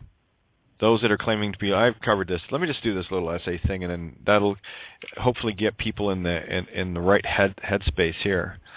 And I'll cover a couple of things that happened with me, and this is in response to one particular chat that I was having, and I certainly hope that Alonzo is here listening tonight. I'm sure he is. He said he would be. So I'm going to direct a few things to convey this from a personal experience. And you see, my mission is quite simple. I have experienced a lot of things, been through a lot of turmoil, taking the system on not from the bottom up, from the top down. And it was fast and furious. So a lot of things. Remember, I've if you want to talk in terms of truth movement, I've only been in this movement for just over 4 years. Really, that's it. I mean, hell, I was only in the movement for what? And I say movement, like not like it's a bowel movement. And actually, thinking back, it probably was. But I don't bow to anyone's intent, and that's my own. When was it? I sent a notice of understanding, claim of right. This is back in the moronic freeman fucking sovereignty days, where the rest of the idiots didn't know any better. I know better now, and that's why I can look back and say, yeah, they're idiots. I was an idiot too, but I learned. I moved on. You know, as soon as I found something that wasn't true, I couldn't stand on it. You see, that was just the choice I made. But anyway, that was May 26th. The exact date, May 26, 2010. What do we got here? That leaves June, July, August 15th. They showed up at my door. Well, they were tailing me up to this point anyway. They showed up to my door, a couple of baby cop Guelph bylaw monkeys. Of course, they tried to serve me 3 times. I've actually got 2 of them on video, which I still have to edit and get up. Where an actual bailiff confesses on camera, just like the cop did after he served the rock. You can't make this shit up, guys. But, and then, of course, September 1st was the Judge Bows to Sovereign video, where people were too busy trying to pick apart what was going on, common law, legal, and all the rest of this shit. They missed the basic of one of these things is not like the others. And that's really the only thing that I was hoping people would get.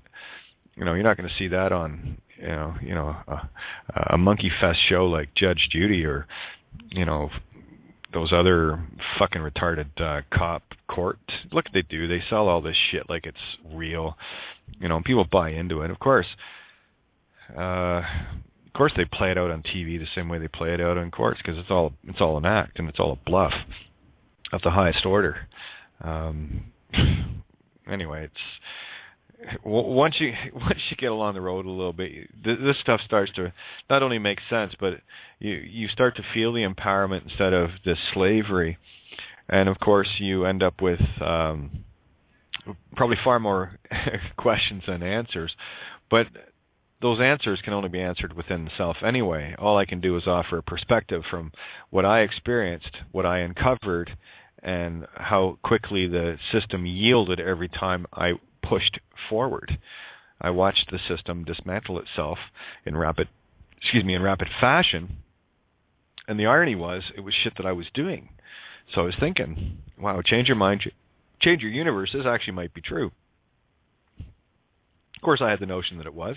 But when you start seeing it play out in real time, that it gets pretty wild, especially knowing what was to come later in terms of being kidnapped and all the rest of it.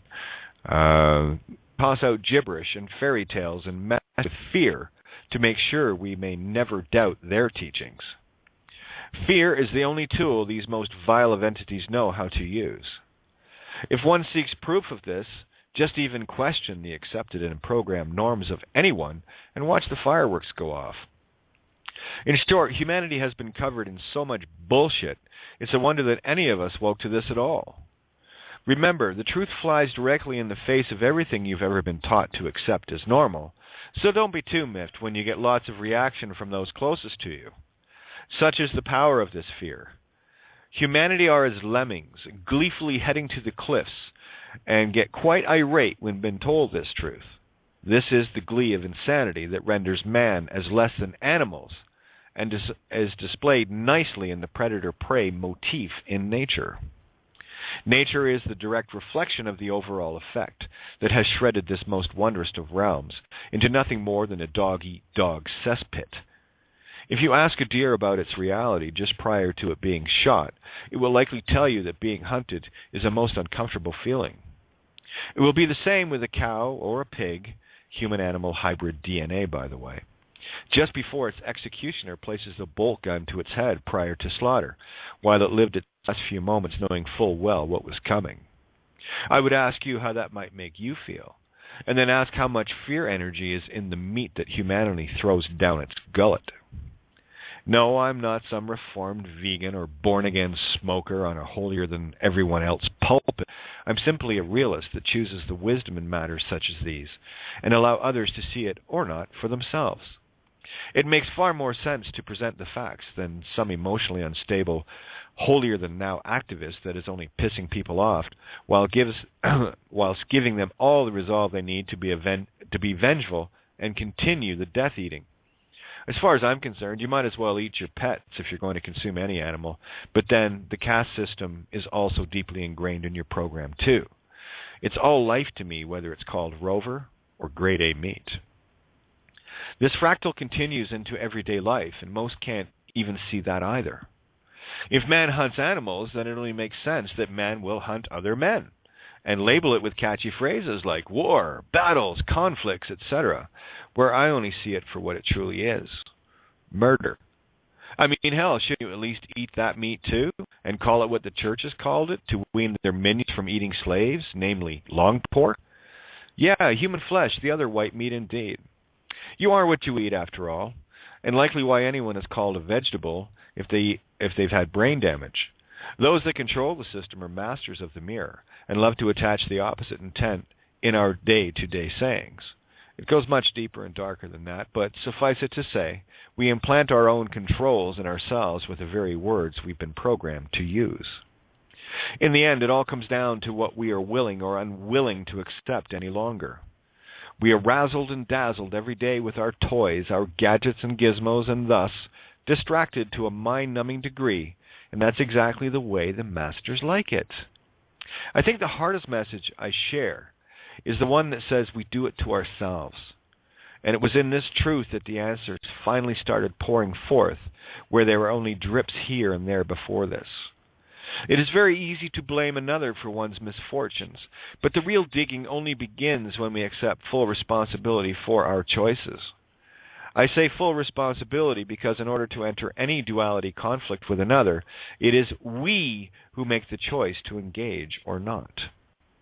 The real fear comes in when we have wronged another and do our best to avoid them at all costs. The really deluded ones cannot entertain the idea of making amends either, because they're so conditioned into pure duality, accepting any sense of peace is no longer in their nature. This is one of the deepest set psychoses in the overall ego program. It is the one that continues to make another wrong to give it a sense of power. If you want proof of this, try making amends with someone, even if there was no one by the very people that, society is taught to look up to, mayors and cops and the media and whatever, which is just a load of shite anyway. But, I'll call it out in no uncertain terms. For those that, come to this table, I don't think they expect anything less. And, sorry, when you are in a position of, and I say that tongue-in-cheek, I never apologize for truth. When you find yourself standing in a position completely unyielding to anyone's bullshit or nonsense, defiant to all the liars and all those caught in the matrix of the dead carrying out the dead, if you think for 1 second I'm going to buckle from this and I'm going to speak lightly of it, 30-day psyche val. There you go. Take a walk. Right? And might as well get back to the disclaimer. Those that cannot handle the truth and are not willing to stand in it, here is a warning. What you are about to hear and what you have been hearing at this table for so very long is truth. And the instant you have an aha moment, you are then required to stand in that truth. And if not, don't worry, universe will give you a spanking. It's a lot easier when the universe throws these stupid little tests at you. Like they're so wimpy in context compared to what I've been through now. It's like, is that the best you got? And of course, I know it's all a bluff. And this is all I'm trying to convey to people, that this whole system and its control and fear and guns and fear porn, it's all a fucking bluff. And I don't know what people aren't getting about it. I mean, what is a high cliff called? It's called a bluff. So, if you fall for the bluff, that's you, the lemming, falling off the bluff. And with the rest of the lemmings. And if that's your path, then by all means, don't worry, you'll get to come back and repeat it. And this voice you will hear tonight, you will hear again. And it will be in the form of a fucking deja vu moment from Kate. And for those new listeners, yeah, the voice is a little deeper than you'd probably expect from a girl, but them's the breaks, okay? Had a cute text the other day. Someone was really confused. They'd heard about my stuff in the shows and whatever, and they tuned into a few of the shows wondering, who's this guy talking and where's Kate? Well, that's me. So, yeah, it still happens. It's quite funny. It's actually cute. So it's all good, At the end of the day, it's so easy.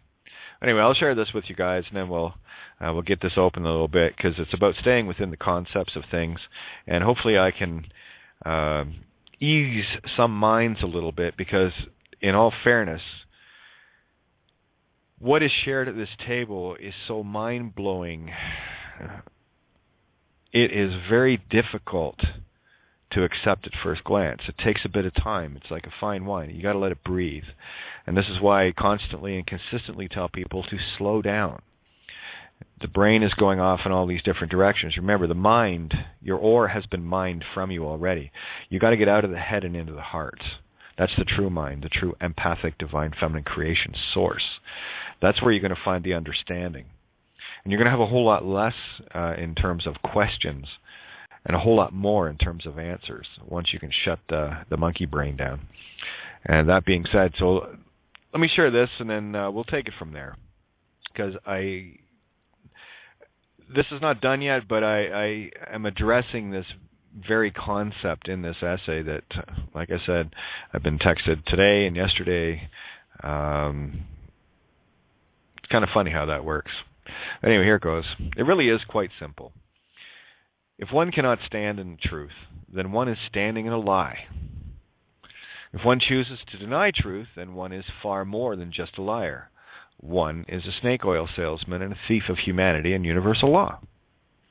It is insane to think that anyone who plants a seed of poison ivy is going to get roses, let alone expect them. Perhaps another look at the seed packet, self, and what one truly tends to grow. To even begin to explain or describe something known to self and unknown to others lacks the words in the literal sense, and why the ancients used allegory, parable, and analogy to convey the concepts in a way that children can grasp by forming pictures in the minds of those who can fathom the depths of truth. I've often pondered and been asked many times as to why any truths must be hidden from plain view. Well, it didn't take me long to understand why, just a little longer to fully see why. This is where the mundane physical parts ways with the spiritual realities, and where the vast majority, not responsible enough for this knowledge, walk in proverbial circles until they too wake up to this realm. It is my feeling that man was boosted too fast, too soon, and too ignorant to fully grasp the magnitude of knowledge they were not spiritually ready for. It has long been conjectured that man, as a species, was altered genetically, and why no missing link in terms of foolhardy evolution nonsense cannot be and will never be found in the physical sense as far as fossils are concerned. In effect, we were given things that we simply just weren't ready for. Period. Knowledge and intellect is one thing, while wisdom is quite another matter altogether. I've long put forth the notion that man has the ability to destroy itself 1,000 times over, yet no one took the time to ask, why? Pure madness, and what makes it worse is that it has been our own creativity used against us by those lacking the divine feminine creative soul, for lack of making it any simpler than that. In a universe of free-willed consent, all that needs to be captured is the consent where all manner of trickery has been used, skirting the very edges of this most divine of laws to secure our abilities to be used against us. Our greatest strength is our creative soul, something the tricksters don't have, which lends itself to the motivation of why there are those that are soulless would steal in full honor and consent the most powerful of all things in the universe.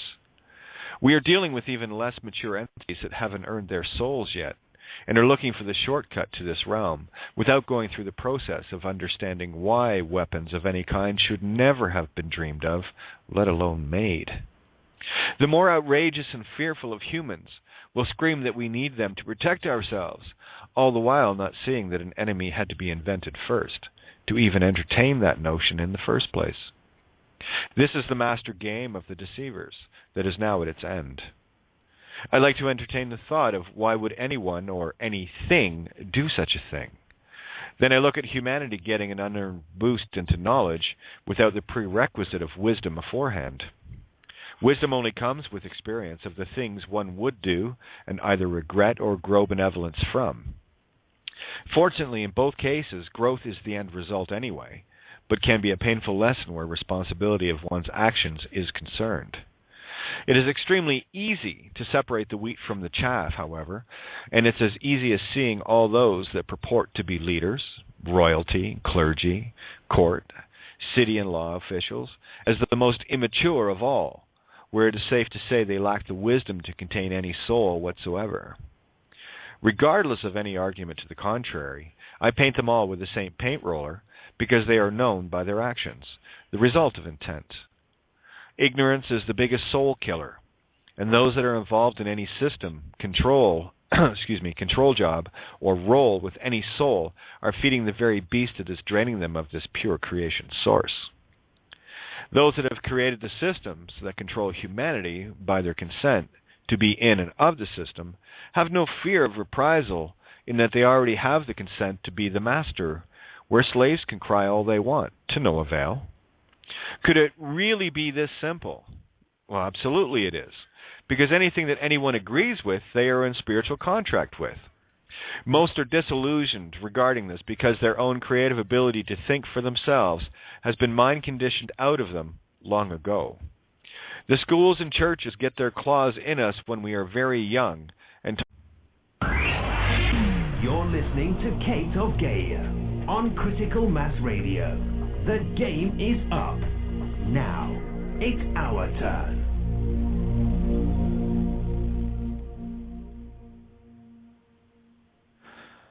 Hey, good evening. Welcome to Outside the Box here on criticalmassradio.co.uk. Yours truly, Kate of Gaia, coming at you live. Well, it's kind of hard to come at somebody dead, oxymoronic statements. But we got to live with them sometimes, but at least we can laugh, right?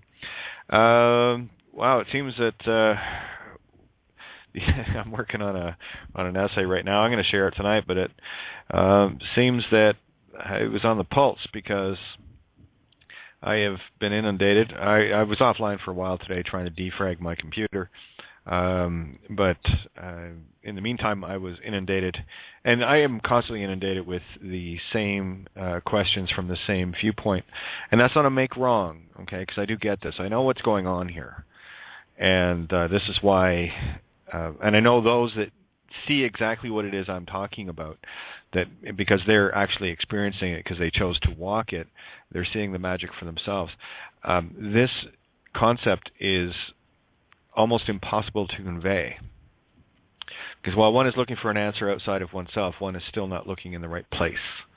The only thing that I and others can share with people are the experiences we have and the net results thereof for the observation by others in a neutral position. Unfortunately, neutral is not something that people are positioned in based on the programming that we've all had to endure, and it makes it very difficult. So I've been working on an essay. I haven't even got a title for it yet, but I'll continue writing it because I think it's extremely important to convey this. And the simple answer for me to anyone asking about physical this and physical that, sorry, can't help you. All I can do is show you, and so many others are doing it for themselves. The ones that actually caught on to what was going on, you find it. How do you put this? You see, again, this is why I like using allegories and whatnot. And there's really no easy way to put this that I haven't said the same thing every single night for the last I don't know how long. And I've been saying the same thing.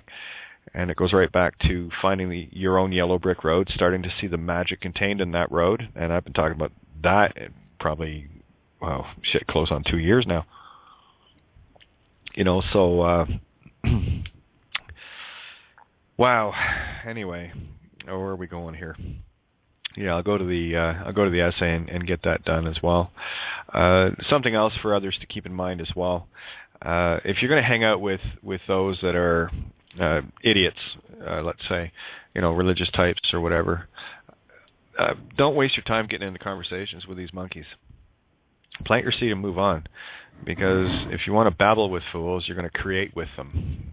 Not a good position to be in, given that there is no polarity in all creation. Everything is granted literally. And why it was so important to get us caught in a literal way of thinking, and that is where polarized perspective comes into play, where people will see something as being right or something as being wrong. And I got to tell you, just it can be overwhelming when you just start observing those around you as to how deep the programming in the hypnotic state is with so many. So many cannot even fathom the notion of doing anything outside of what they've been living in. Remember that society or humanity as a whole has been running through the same program over and over and over. And we're born into it. And when you start ruffling other feathers,